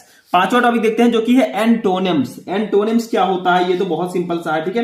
एंटोनिम्स का मतलब होता है विपरीतार्थक शब्द जो एक दूसरे से विपरीत अर्थ रखते हो, ये छठवां टॉपिक है, ठीक है। तो इसका मतलब क्या होगा? देखिए जैसे देखिए जेंट का मतलब क्या होता है? देखिए जेंट का मतलब होता है बहुत बड़ा, ठीक है, बहुत बड़ा। मैं बोलते जा रहा हूं, आप लिख दीजिएगा। इसका एंटोनिम होगा डॉर्फ। डॉर्फ का मतलब होता है बौना, ठीक है, यानी कि बहुत छोटा। तो जेंट का मतलब बहुत बड़ा, डॉर्फ का मतलब बहुत छोटा। आप लोग मीनिंग लिख लीजिएगा, ठीक है। तो ये एक दूसरे के विपरीतार्थक शब्द है क्योंकि दोनों के अर्थ विपरीत है। फिर दूसरा देखिए फाउल। फाउल का मतलब होता है गंदा, ठीक है। तो फेयर का मतलब होता है साफ या गोरा, ठीक है। तो ये हो जाएगा। तीसरा देखिए फाल्स। फाल्स का मतलब होता है गलत। तो इसका एंटोनिम क्या होगा? ट्रू। ट्रू का मतलब होगा सही, ठीक है। तो यही एंटोनिम्स होता है कि विपरीत अर्थ ये एक दूसरे से रखते हैं, ठीक है। That's antonyms. ऐसे आता है सिनोनिम्स। सिनोनिम्स का मतलब होता है जो समानार्थी शब्द रखते हो, जिनके अर्थ समान हो। जैसे देखिए ओरल। ओरल का मतलब होता है मौखिक, तो इसका हो जाएगा वर्बल। वर्बल का मतलब भी होता है मौखिक, मतलब दोनों के अर्थ समान है, केवल वर्ड अलग अलग होंगे। दूसरा देखिए ओवरकम। ओवरकम का मतलब होता है हराना, तो इसका हो जाएगा कंक्योर। कंक्योर या आप लिख सकते हैं डिफीट। डिफीट, इन दोनों का मतलब भी होता है हराना। ओवरकम का मतलब भी हराना, और कंक्योर और डिफीट का मतलब भी हराना। ऐसे तीसरा देखिए ऑब्सीन। ऑब्सीन का मतलब होता है अश्लील चीजें, ठीक है। तो इसका हो जाएगा इंडिसेंट। इंडिसेंट, ठीक है, या आप लिख सकते हैं फिल्थी। फिल्थी, ठीक है। तो ऑब्सीन का मतलब होता है अश्लील, तो इंडिसेंट और फिल्थी का मतलब भी होगा अश्लील, ठीक है। तो मीनिंग सेम है, बस आपका वर्ड अलग अलग है। तो ये होगा समानार्थी शब्द। इनके अर्थ तो समान होंगे बट इनके मीनिंग डिफरेंट होंगे, ठीक है। चलिए नेक्स्ट टॉपिक देखते हैं, टॉपिक नंबर 7, ठीक है, सॉरी 8। अब देखिए नेक्स्ट टॉपिक हमारा है वन वर्ड सब्स्टिट्यूशन। इसका मतलब क्या होता है, देखिए वन वर्ड सब्स्टिट्यूशन का मतलब होता है अनेक शब्दों के लिए एक शब्द। जैसे देखिए फर्स्ट है a medicine that kill germs, यानी कि ऐसी दवा जो जर्म्स को मारती है। जर्म्स का मतलब क्या होता है, कीटाणुओं को मारती है, ठीक है। उसको हम लोग एक वर्ड में बोलते हैं पेस्टिसाइड। पेस्टिसाइड, पेस्टिसाइड का मतलब होता है कीटाणुनाशक, ठीक है। कीटाणुनाशक, जो कीटाणुओं को मारती है कीटाणुनाशक होगा, ठीक है। तो ये मेडिसिन दैट किल्स जर्म्स, ऐसी दवा जो कीटाणुओं को मारती है वो पेस्टिसाइड होगा, ठीक है। ऐसे देखिए दूसरा, animals which live on other animals, यानी कि वो जानवर जो दूसरों पर निर्भर हो, ठीक है, अदर एनिमल्स पर निर्भर हो, उसे हम बोलते हैं पैरासाइट्स। पैरासाइट्स, ठीक है। पैरासाइट्स का मतलब होता है परजीवी, जो दूसरों पर जीवित हो, दूसरों पर निर्भर हो, ठीक है। ऐसे देखिए नेक्स्ट तीसरा, walking in dream, walking in sleep, इसका मतलब क्या होता है, सोते समय चलना, सोते हुए चलना, ठीक है। बहुत सारे लोग होते हैं सोने में, सोते समय चलने की उनको बीमारी होती है, तो उसको बोलते हैं सोमनेम्बुलिएट, ठीक है, बुलिएट। सोमनेम्बुलिएट का मतलब होता है निंद्रा भ्रमण करना, ठीक है। क्या होता है, निंद्रा भ्रमण करना, मतलब सोते समय भी चलना, निंद्रा भ्रमण करना, नींद में चलना, ठीक है। तो ये आपका हो जाएगा सोमनेम्बुलिएट, ठीक है, वॉकिंग इन स्लीप हो गया। नेक्स्ट एक और टॉपिक इसमें जो हमारा है 9 नंबर टॉपिक, ठीक है, दैट्स अ होमोफोन्स। इसके बाद हिंदी टू इंग्लिश ट्रांसलेशन आएगा। देखिए होमोफोन्स का मतलब क्या होता है, इसमें आपको दे दिया जाएगा, जैसे देख दिया बेल और बेल, देखिए दोनों पढ़ने में सेम है, लेकिन आपको इसका मीनिंग लिखकर, ठीक है, इसका सेंटेंस में यूज करना है, ठीक है। इसका सेंटेंस में आप यूज कर दीजिए ताकि इनका मीनिंग क्लियर हो जाए कि इस बेल का मतलब क्या होता है, इस बेल का मतलब क्या होता है। देखिए इस बेल का मतलब होता है जमानत, ठीक है, इस बेल का मतलब होता है गठरी, ठीक है, जो गठरियां होती हैं किसी चीज की। तो जैसे मैंने लिख दिया, चलिए देखते हैं, बेल का मतलब जमानत, ठीक है, या ऐसे लिख देंगे जमानत, लिख सकते हैं ऐसा भी, ठीक है। अब नीचे हम सेंटेंस में यूज करेंगे, क्या लिखेंगे, देखिए दिस मर्डरर, दिस मर्डरर, ठीक है, may be released on bail, ठीक है। यानी कि this murderer may be released on bail, यानी कि यह कातिल या हत्यारा जमानत पर रिहा हो सकता है, ठीक है। तो बेल का मतलब होता है जमानत, तो इसी बेल को मैंने इसमें यूज कर दिया। अब दूसरे बेल का मतलब होता है गठरी, ठीक है, जो किसी सामान की गठरी हो, किसी चीज की, तो गठरी होता है। जैसे देखिए यहां पर हम लिख सकते हैं आई परचेज्ड, आई मतलब सेंटेंस में यूज करना है, ठीक है, ताकि उसका मीनिंग क्लियर हो सके। तो आई परचेज्ड, ठीक है, one bale of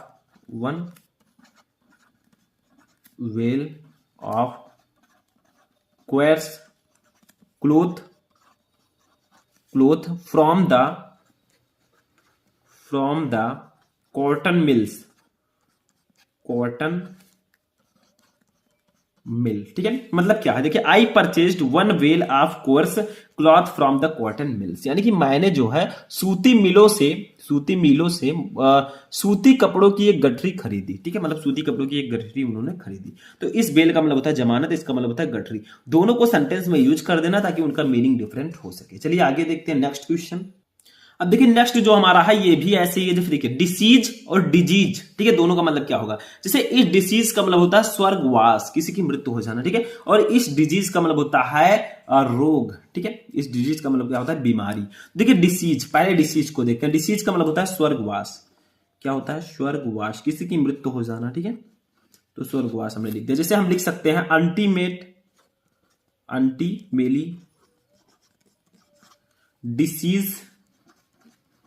disease of my uncle, ठीक है, या फादर लिख सकते हैं, father was a great loss to our family, ठीक है। तो डिसीज का मतलब होता है स्वर्गवास। तो ultimately decease of my father was a great loss to our family, यानी कि इसका मतलब होगा मेरे पिताजी की आकस्मिक स्वर्गवास से, ठीक है, मेरे फैमिली को बहुत ज्यादा नुकसान हुआ, ठीक है। बोलने वाला वर्ड नहीं इसलिए मैं नहीं बोल रहा हूँ, ठीक है, ऐसा किसी के साथ ना हो, तो ये ऐसे आप कर सकते हैं, ठीक है। दूसरा देखिए डिजीज का मतलब होता है बीमारी, या आप लिख सकते हैं रोग, ठीक है, बीमारी लिख सकते हैं डिजीज, ठीक है। तो लिख दीजिए कोई बीमारी को, कैंसर इज ये फैटल डिजीज, यानी कि कैंसर जो है ये एक घातक बीमारी है। बस हो गया, दोनों को मैंने सेंटेंस में यूज कर दिया, हो गया। ठीक है, अब फिर तीसरा देखिए, एलिजिबल और इलिजिबल दोनों पढ़ने में सेम है। इस एलिजिबल का मतलब होता है योग्य। ठीक है, योग्य होता है, तो योग्य हमने करते हैं। देखिए यू आर, लिख दीजिए you are eligible for the post, for the post of CID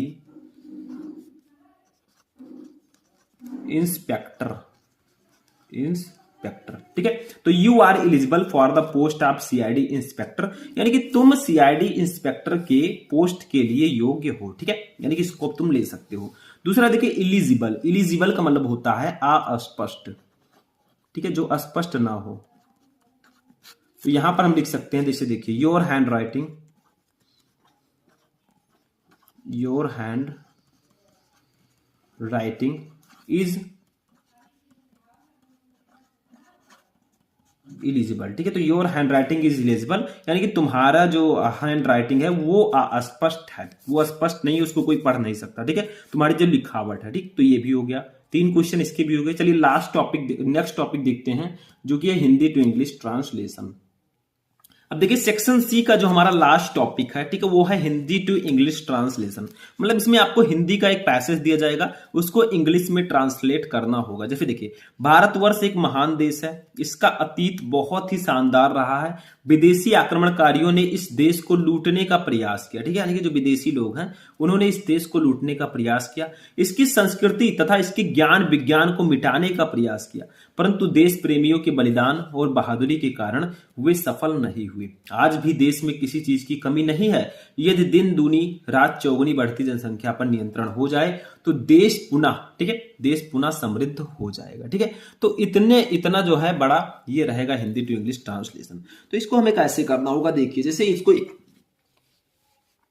देखिए हमें इसको इंग्लिश में ट्रांसलेट करना। जैसे देखिए, भारतवर्ष एक महान देश है, तो कैसे करेंगे इसको, पहले ये सोचिए कि कौन महान है, मतलब कोई इसमें सब्जेक्ट आपको ढूंढना है। ठीक है, तो भारतवर्ष महान है, तो पहले हम लिखेंगे सब्जेक्ट को इंडिया। ठीक है, भारत का मतलब इंडिया।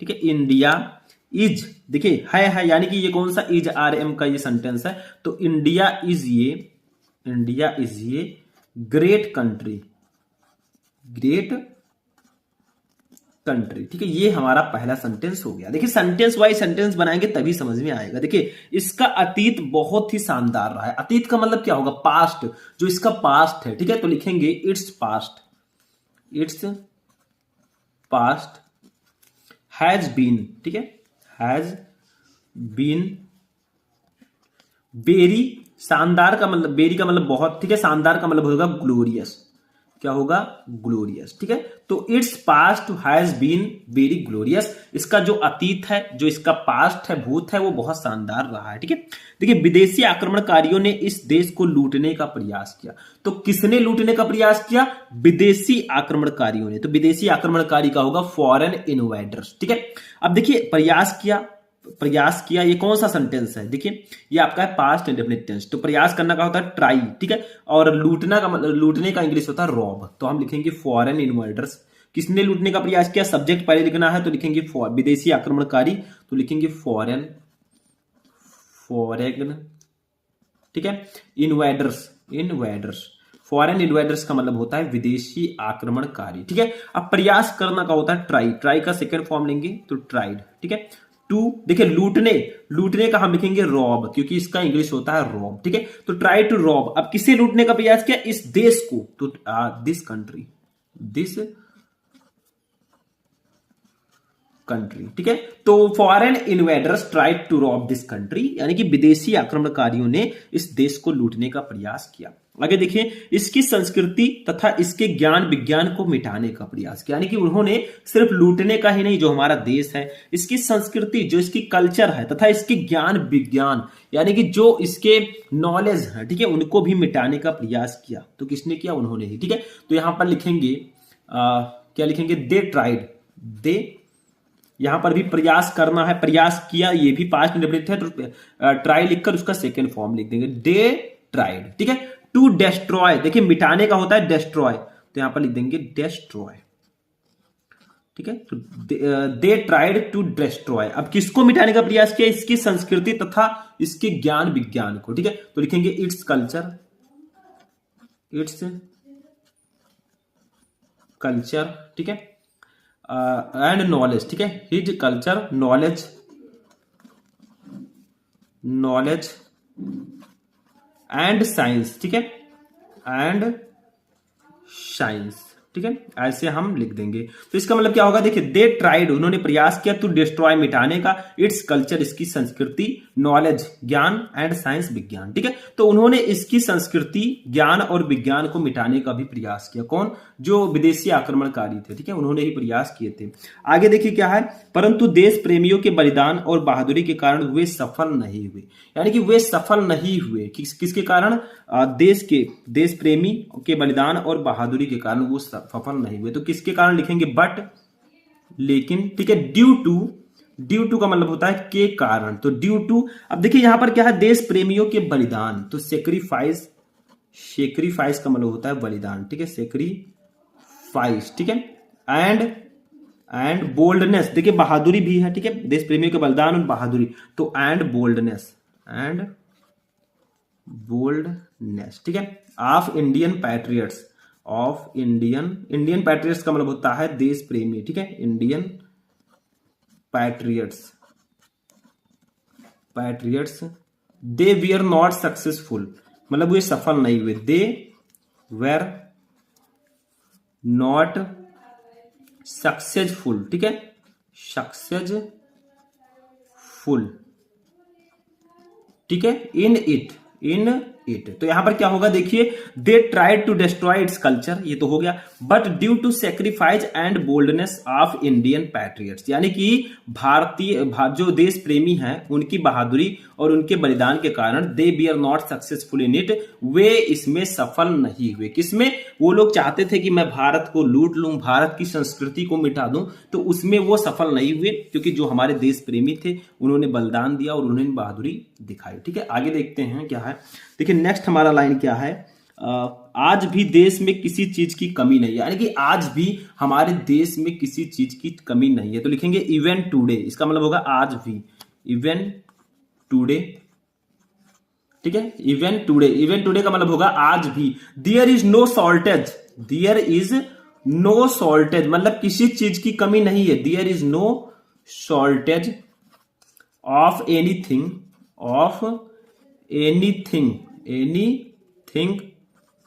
इन द कंट्री, ठीक है, इन द कंट्री, यानी कि आज भी, इवन टुडे, आज भी, देयर इज नो शॉर्टेज, किसी चीज की कमी नहीं है, ऑफ एनीथिंग, किसी चीज की, इन द कंट्री, हमारे देश में। तो आज भी अगर देखा जाए तो हमारे देश में किसी चीज की कमी नहीं है, लेकिन एक प्रॉब्लम है, यदि दिन दूनी रात चौगुनी बढ़ती जनसंख्या पर नियंत्रण हो जाए तो देश पुनः समृद्ध हो जाएगा। यानी कि जो दिन दूनी रात चौगुनी जो जनसंख्या बढ़ रही है हमारे देश की, उसमें अगर कंट्रोल हम कर ले गए, ठीक है, उसको नियंत्रित कर ले गए, तो देश पुनः समृद्ध हो जाएगा, ठीक है। तो लिखेंगे, देखिए क्या बढ़ रही है? पॉपुलेशन बढ़ रही है, तो लिखेंगे इफ पॉपुलेशन,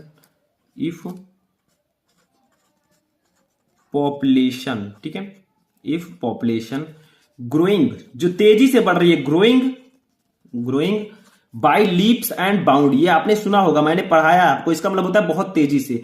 तो बाय लीप्स एंड बाउंड्स, ठीक है, बाउंड्स, ठीक है, इज कंट्रोल्ड, अगर वो नियंत्रित हो जाए, इज कंट्रोल्ड, देखिए यहां पर दोनों साथ में लेकर मैं नहीं चल सकता, देखिए या तो मैं इंग्लिश ही लिखूंगा या तो नीचे हिंदी दिखाऊंगा, ठीक है। तो इज कंट्रोल्ड, तो क्या होगा? हमारा देश फिर से समृद्ध हो जाएगा। तो द कंट्री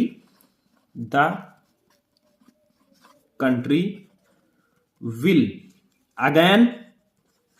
अगेन वीकम प्रॉस्पेरियस, ठीक है। तो क्या कहा गया? इफ पॉपुलेशन, अगर बढ़ती जनसंख्या, growing by leaps and bounds, जो बहुत तेजी से बढ़ रही है, इज कंट्रोल्ड, उस पर नियंत्रित हो जाए, तो the country will again become prosperous, तो हमारा देश फिर से समृद्ध हो जाएगा। तो यदि दिन दूनी रात चौगुनी बढ़ती हुई जनसंख्या पर नियंत्रित हो जाए तो देश पुनः समृद्ध हो जाएगा। अब देखिए, दिन दूनी रात चौगुनी का मतलब क्या होगा? बहुत तेजी से, बढ़ती जनसंख्या, ठीक है। अब दिन दूनी रात चौगुनी थोड़ी ना आप लिखेंगे कि डे एंड नाइट, ठीक है, ये सब नहीं लिखना आपको, इसका मतलब होगा बहुत तेजी से। तो यहां पर हो जाएगा if population growing by leaps and bounds, by leaps and bounds का मतलब होता है बहुत तेजी से जो बढ़ रही है, इज कंट्रोल्ड, अगर वो नियंत्रित हो जाए तो the country will again become prosperous, तो हमारा देश फिर से समृद्ध हो जाएगा, ठीक है। तो ये जो हमारा प्रोसेस है, ये हमारा हिंदी टू इंग्लिश ट्रांसलेशन है सेक्शन सी का, ठीक है, समझ में आ गया। जो आपका सेक्शन डी होता है इसका नाम है लिटरेचर, ठीक है। इसमें सबसे पहले प्रोज का क्वेश्चन रहेगा, two short answer type question, जिसके लिए आपको 8 नंबर मिलेगा। सबसे पहला क्वेश्चन देखिए ऐसे रहेगा, क्वेश्चन ऐसे दिया जाएगा जैसे देखिए ये आपका लॉस्ट स्प्रिंग चैप्टर का क्वेश्चन है, ठीक है। क्या है, mention the hazards of working in the glass bangle industry, ठीक है, यानी कि चूड़ी उद्योग में काम करने के खतरे बताए, यानी कि जो लोग चूड़ियां बनाते हैं या चूड़ी बनाने वाले कारखानों में काम करते हैं उनको कौन कौन से खतरे का सामना करना पड़ता है। तो देखिए सबसे पहली चीज यहां पर आपको खतरे बताने हैं, आपको इसका आंसर जो है ये 40 वर्ड में लिखना होता है, ठीक है। देखिए workers work in dingy cells without air and light, यानी कि वर्कर्स का मतलब जो चूड़ियां बनाते हैं, ठीक है, जो श्रमिक होते हैं, वर्क वो काम करते हैं इन डिंगी सेल्स, यानी कि अंधेरी कोठरियों में, बहुत अंधेरा रहता है, ठीक है, उन कमरों में काम करते हैं, विदाउट बिना एयर एंड लाइट, हवा और प्रकाश के, ठीक है। तो जो चूड़ी बनाने वाले जो उद्योग होते हैं उसमें जो काम करने वाले श्रमिक होते हैं वो बिना हवा और प्रकाश के जो अंधेरी कोठरियां होती हैं उसमें काम करते हैं। अब ऐसा थोड़ी ना कि हवा और प्रकाश रहेगा ही नहीं, जब हवा ही नहीं जाएगा तो सांसें कैसे लेंगे, मतलब उतना रहता है, लेकिन अब इतना नहीं कि एकदम खुला रहता है, ठीक है, मतलब वो थोड़ा अंधेरा टाइप का वो रूम रहता है, ठीक है, वहां पर लाइट भी बहुत ज्यादा नहीं रहती, ठीक है। आगे देखिए they lose the brightness of their eyes, यानी कि दे लॉस वे खो देते हैं द ब्राइटनेस का मतलब होता है रोशनी, ठीक है, ऑफ दियर आइज अपने आंखों की, तो वो अपने आंखों की रोशनी भी खो देते हैं, यानी कि उनकी आंखों की रोशनी भी चली जाती है कभी कभी।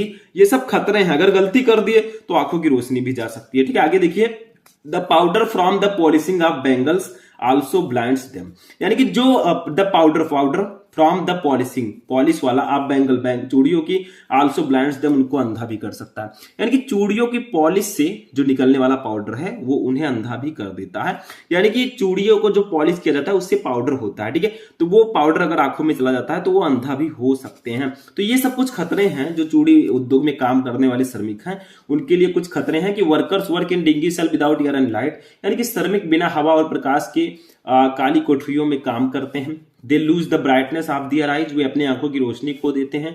The powder from the polishing of bangles also blind them, यानी कि चूड़ियों की पॉलिश से निकलने वाला जो पाउडर होता है वो उन्हें अंधा भी कर सकता है। ये कुछ खतरे हैं, ठीक है, ऐसा होता नहीं हरदम, मतलब कभी कभी गलती से हो जाता है, ठीक है, ये सब खतरे हैं जिनका सामना उन्हें करना पड़ सकता है। दूसरा देखिए क्या है, अब दूसरा क्वेश्चन जो है ये भी बहुत ज्यादा इंपॉर्टेंट है और ये हमारे नेक्स्ट चैप्टर से है, जो सबसे ज्यादा इंपॉर्टेंट चैप्टर है हमारे प्रोज का, ठीक है। चैप्टर का नाम क्या है आप लोग बताइए, तो इस चैप्टर का जो नाम है वो है द रैट ट्रैप, ठीक है, यानी कि चूहेदानी। तो इसका क्वेश्चन है कि why was the crofter so talkative and friendly with the peddler, यानी कि किसान जो है फेरी वाले, ठीक है, फेरी वाले के प्रति इतना बातूनी व मित्रवत क्यों था। देखिए why was the crofter, crofter का मतलब होता है किसान यहाँ पर, ठीक है, चाहे फार्मर कहिए चाहे क्रॉफ्टर कहिए, ठीक है। सो टॉकेटिव मतलब इतना बातूनी, ज्यादा बात करता था, टॉकेटिव का मतलब बहुत ज्यादा बात करना, एंड फ्रेंडली और मित्रवत, ठीक है, विथ द पेडलर, यानी कि किसके साथ, फेरी वाले के साथ। तो जो किसान था, क्वेश्चन है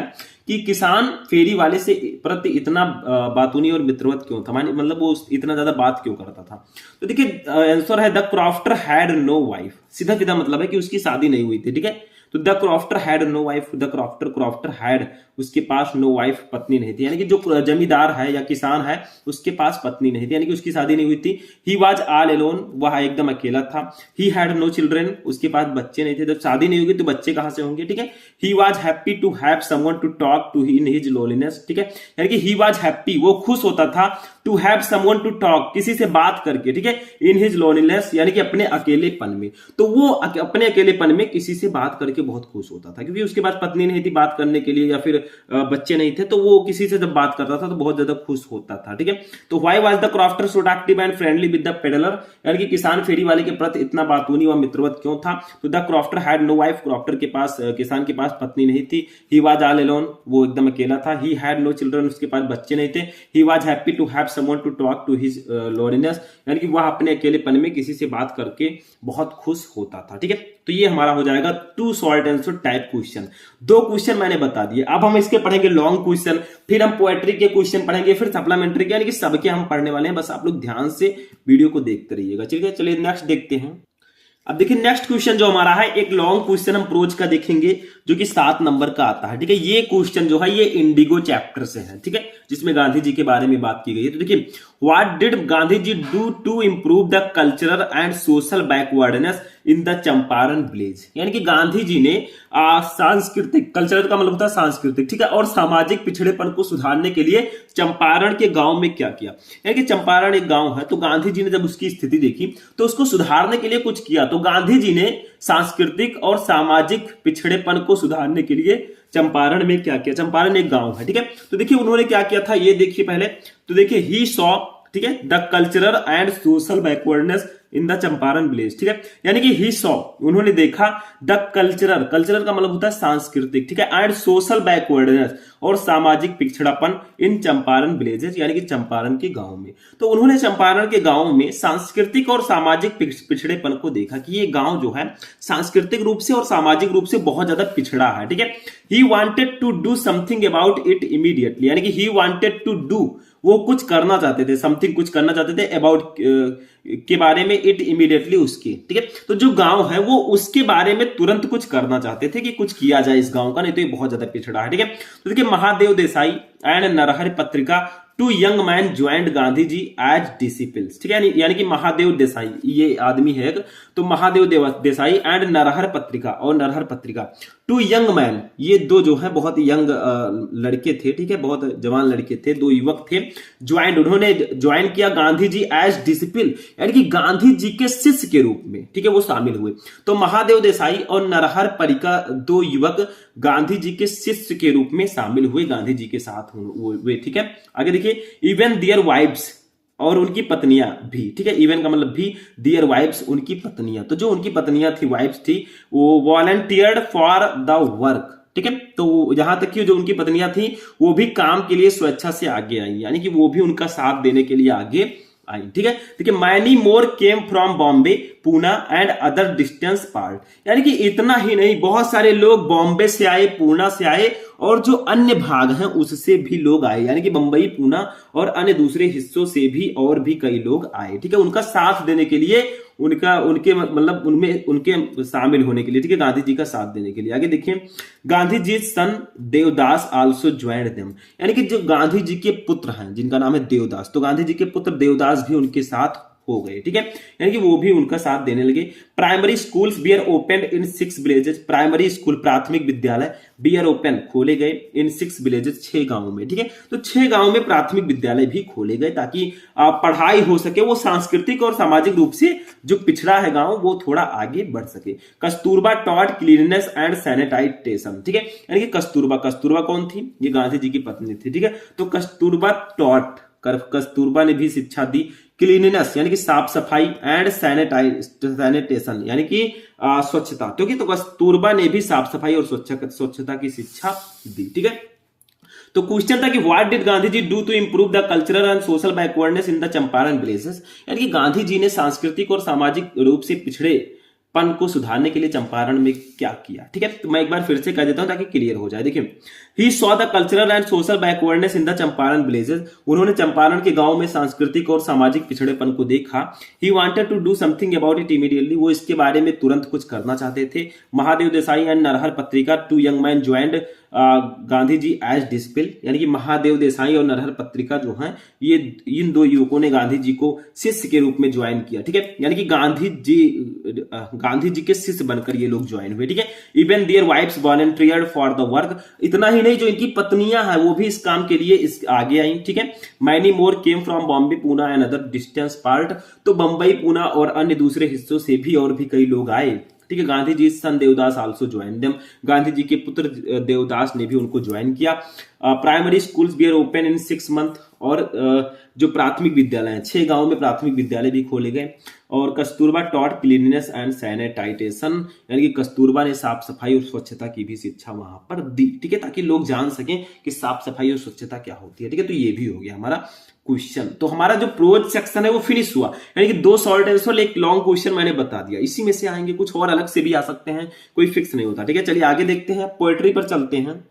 अब देखिए पोएट्री में सबसे पहला जो है वो है स्टैंजा। स्टैंजा 6 नंबर का आएगा। स्टैंजा कैसे सॉल्व करेंगे? फिर देखिए ये एक दे दिया गया है हमारे चैप्टर का स्टैंजा, ठीक है। किस चैप्टर का है ये? कीपिंग क्वाइट का, यानी कि शांत रहिए हमेशा, ठीक है। It would be an exotic movement without rush without engines, we would all be together in a sudden strangeness, यानी कि कहा जा रहा है जो इसके कवि हैं, ठीक है, इसके कवि कौन है? पैब्लो नेरूदा, ठीक है। पैब्लो नेरूदा जो है वो इसके कवि हैं, इस चैप्टर के जो कवि हैं जिन्होंने इसको लिखा है, ठीक है। तो वो क्या कहते हैं, मतलब वो शांति के बारे में बात कर रहे हैं, कितना शांत रहेगा, अगर शांति हो जाए हमारे चारों ओर तो कितना अच्छा रहेगा, ठीक है। वो इसके बारे में बात कर रहे हैं, कितना रोमांचक क्षण होगा। तो देखिए कीपिंग क्वाइट नाम से स्पष्ट है, ठीक है। इट वुड बी, अब चलिए इसका मीनिंग देखते हैं। It would be an exotic movement without rush without engines, यानी कि उनका मतलब क्या है, यहां पर जो कवि है उनका मानना है कि जो शांति है, जो मौन है, वो एक ऐसा क्षण, ठीक है, एक असामान्य एवं रोमांचक क्षण होगा। अगर मान लीजिए हमारे चारों तरफ शांति हो जाए तो वो कैसा होगा? वो एक एक्सोटिक मूवमेंट होगा। एक्सोटिक मूवमेंट का मतलब क्या होगा? रोमांटिक क्षण, रोमांचक क्षण, ठीक है।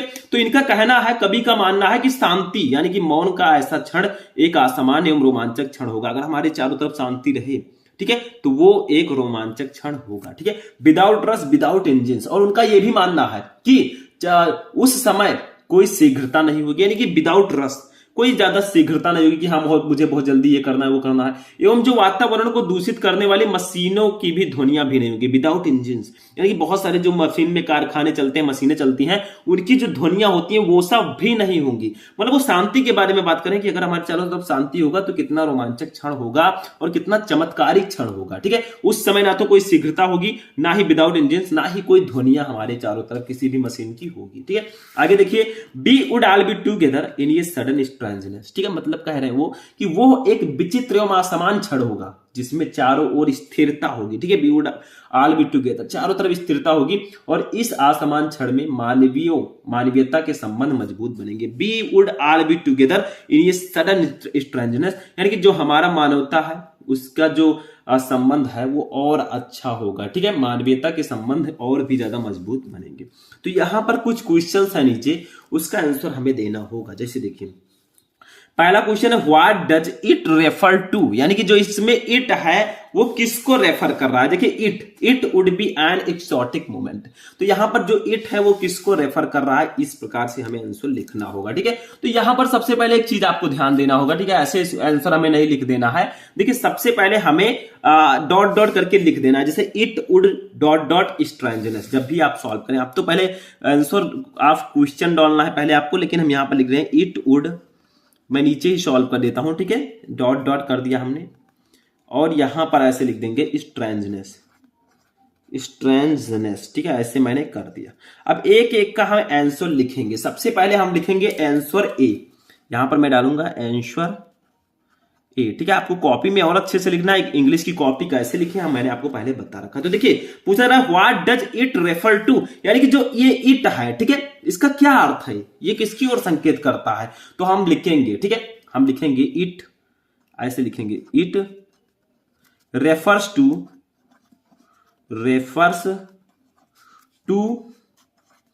कीपिंग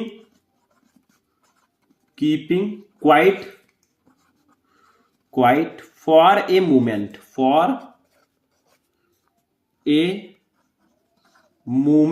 ठीक है। मतलब क्या होगा, जो इट है वो किसकी ओर रिफर करता है, तो जो इट है, ठीक है, यह एक क्षण के लिए चुप रहने को संदर्भित करता है। देखिए it refers to keeping quiet for a movement, ये जो इट वर्ड है यह एक क्षण के लिए चुप रहने को संदर्भित करता है कि अगर हम चुप हो जाएं तो क्या क्या होगा, कितना चमत्कारिक पल होगा, वो कितना रोमांचक पल होगा, ठीक है। अब देखिए स्टूडेंट, हमारा जो सेकंड क्वेश्चन है वो क्या है, what would be the moment like, यानी कि आपसे पूछा रहा है कि वो क्षण कैसा होगा, यानी कि जब हमें हर चारों तरफ शांति रहेगी तो वो जो क्षण होगा वो कैसा होगा, ठीक है। तो उसको हमें लिखना है आंसर बी करके, यानी कि बी वाला आंसर है तो आंसर बी करके हम इसको लिख देंगे। ठीक है, कॉपी कैसे लिखे मैंने पहले ही आपको बता दिया। ठीक है, तो थोड़ा बड़ा इसका आंसर है, लिखिए the absence of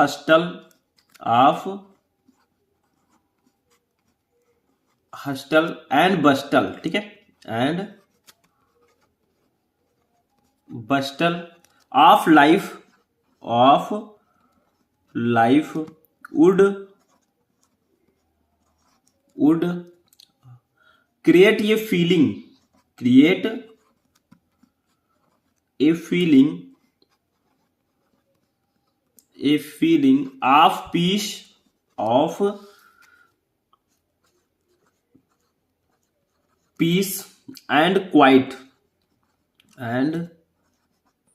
and quiet which would make us united in our natural commitment। ठीक है, नेचुरल कमिटमेंट। ठीक है, तो इसका मीनिंग क्या होगा, देखिए the absence of hustle and bustle of life, यानी कि जीवन की हलचल और हलचल का जो अभाव होगा, मतलब जीवन में हमेशा हलचल रहना चाहिए। ठीक है, would create a feeling of peace and quiet, यानी कि वो शांति की भावना को पैदा करेगा। Which would make us united in our natural commitment, जो हमारी प्राकृतिक प्रतिबद्धता में एकजुट करेगा। यानी कि पूछा जा रहा था कि what would be the moment like, यानी कि वो क्षण कैसा होगा जब चारों तरफ शांति रहेगी। ठीक है, तो हमें अपनी तरफ से इसका आंसर लिखना होता है। देखिए the absence of hustle and bustle of life would create a feeling of peace. ठीक है, यानी कि जीवन की हलचल और हलचल का जो अभाव होगा वो शांति और शांति की भावना को पैदा करेगा। ठीक है, which would make us united in our natural commitment, और जो हमें हमारी प्राकृतिक प्रतिबद्धता में एकजुट करेगा। ठीक है, तो ये हो जाएगा आंसर नंबर बी। अब आते हैं सी वाला क्वेश्चन, तीसरा देखिए क्या है। देखिए इसमें ए बी सी करके आपको लिखना है, जैसे यहां पर 1 2 3 किया गया है, तो आप आंसर 1 लिख दीजिएगा, आंसर 2 लिख दीजिएगा। ठीक है, आंसर ए मत लिखिएगा। अगर मान लीजिए ए बी सी डी, ज्यादातर ए बी सी डी करके देता है, तो आंसर ए आंसर बी आपको लिखना होगा। ठीक है, समझ में आया।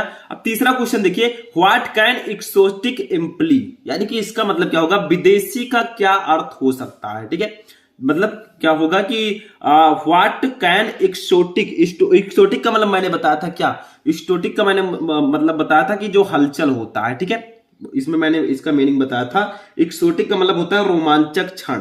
ठीक है, एक्सोटिक, तो इसका मतलब क्या है, तो इसका हम आंसर सी लिखेंगे, ऐसे यहां पर नीचे लिख देंगे आंसर सी। आंसर 3 भी आप लिख सकते हैं, लेकिन हमने ए बी सी करके लिखा है, तो आंसर सी यहां पर लिख देंगे। ठीक है, तो लिखेंगे यहां पर कि it means unique, it means unique as the action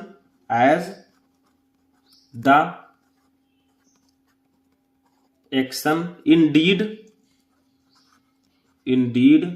would be out of the way। ठीक है, इसका मतलब क्या होगा, इट मीन्स यूनिक, इसका मतलब होगा अद्वितीय। यूनिक का मतलब होता है अद्वितीय, जिसके समान कोई दूसरा ना हो। As the action indeed would be out of the way. ठीक है, यानी कि इसका मतलब क्या होगा कि क्योंकि कार्यवाही वास्तव में रास्ते से बाहर होगी। इसका मतलब एक्शन का मतलब होता है कार्यवाही, इंडीड सचमुच, would be out of the वे, वो हमारे रास्ते से बाहर होगी। तो इसका मतलब क्या होगा, इट मीन्स यूनिक, इसका मतलब होगा अद्वितीय। एक्सोटिक का मतलब क्या होता है, अद्वितीय, मतलब रोमांचक क्षण जो है वो अद्वितीय होगा। ठीक है, उस समय अगर चारों तरफ शांति रहेगी। As the action indeed would be out of the way.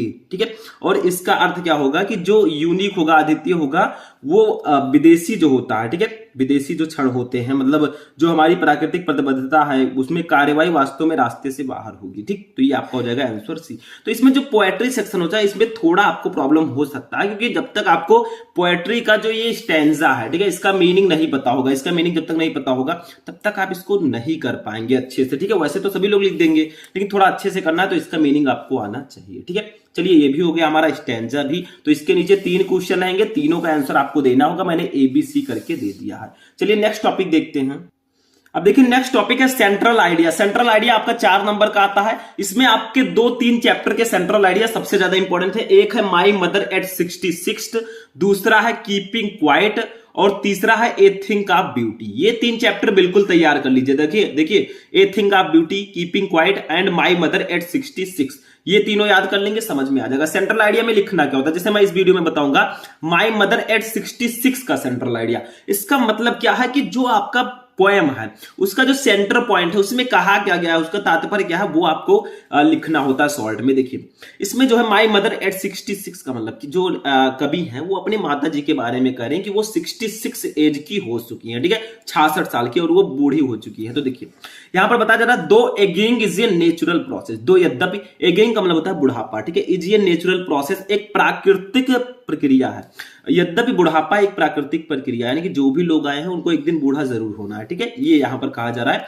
Eight the fear of separation, at फिर भी, द फियर डर, ऑफ सेपरेशन बिछड़ने का, फ्रॉम योर लव्ड अपने जो प्रेम, जो अपने, ठीक है, अपने का मतलब जो प्रेम करते हैं आपसे, ठीक है, and near ones in very painful, और जो हमारे बहुत करीब हैं उनसे बिछड़ने का जो डर होता है बहुत दर्दनाक होता है।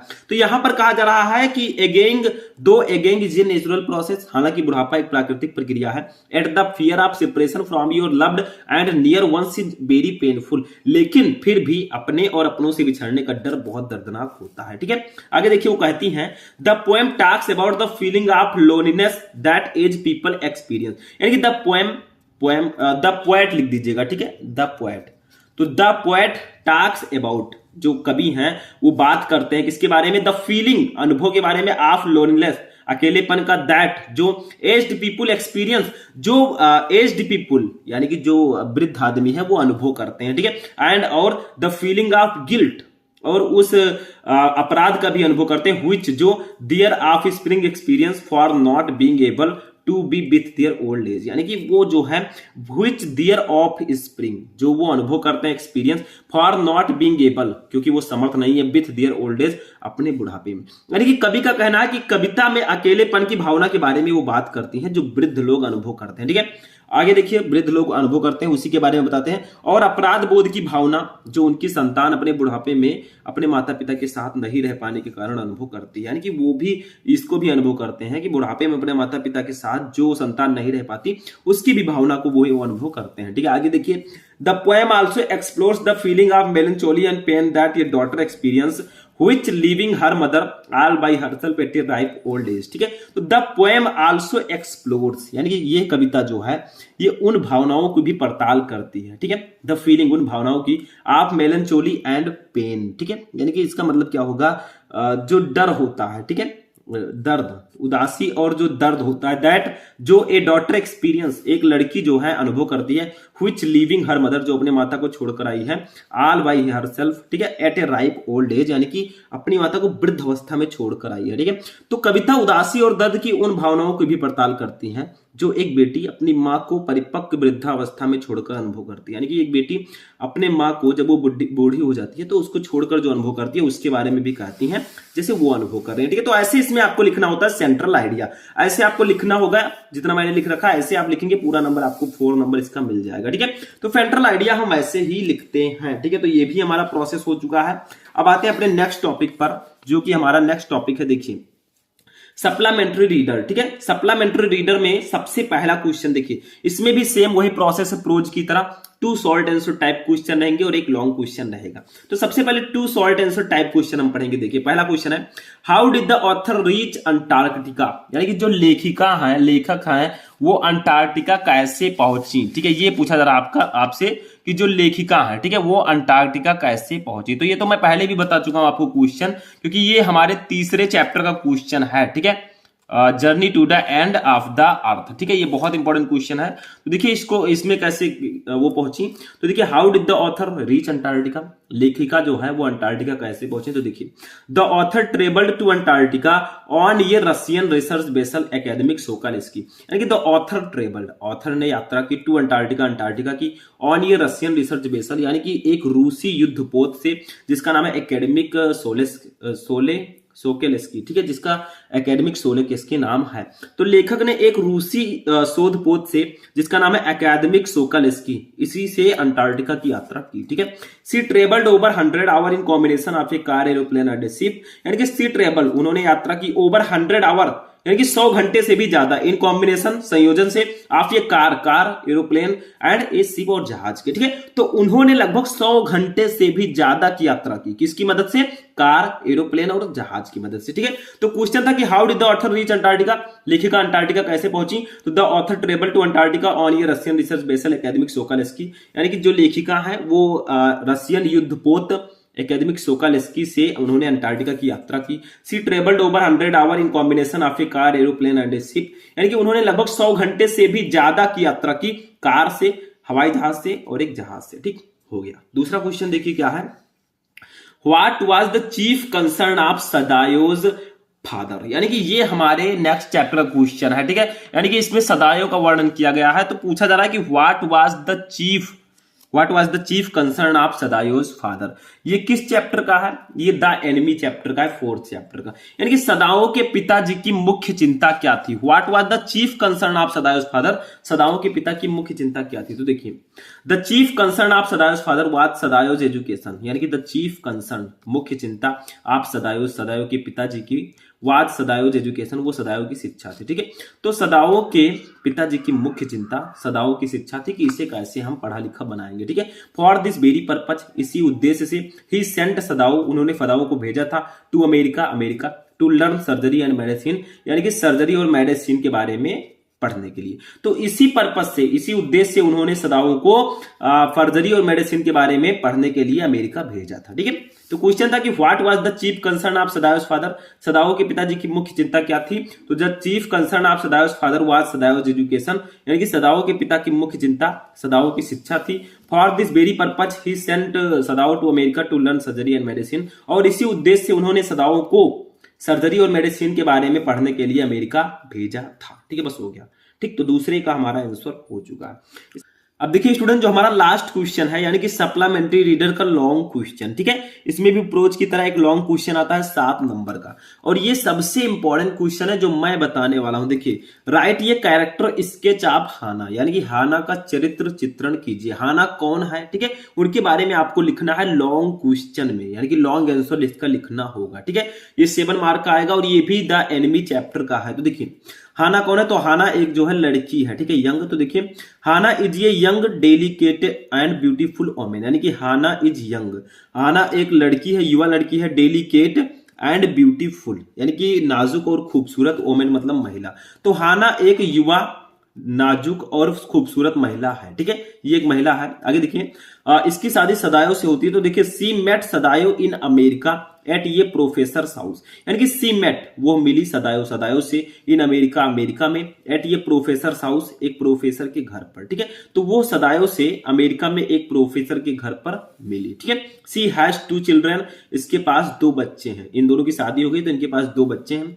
आगे देखिए, सी हैज अपैरेंटली इनक्यूलेटेड ह्यूमैनिस्टिक वैल्यू, इसका मतलब क्या होगा कि जो ये लड़की है हाना, ठीक है, उसने स्पष्ट रूप से मानवतावादी मूल्यों को विकसित किया है, ठीक है, समझ में आया। सी थॉट, वो उसने सोचा, the best thing to deal with the American soldier, यानी कि अमेरिकी एक सोल्जर है, अमेरिकी सैनिक है, इससे निपटने के लिए सबसे अच्छी तरकीब उन्होंने सोची was to throw him back into the sea, यानी कि उसे वापस समुद्र में फेंक दिया जाए।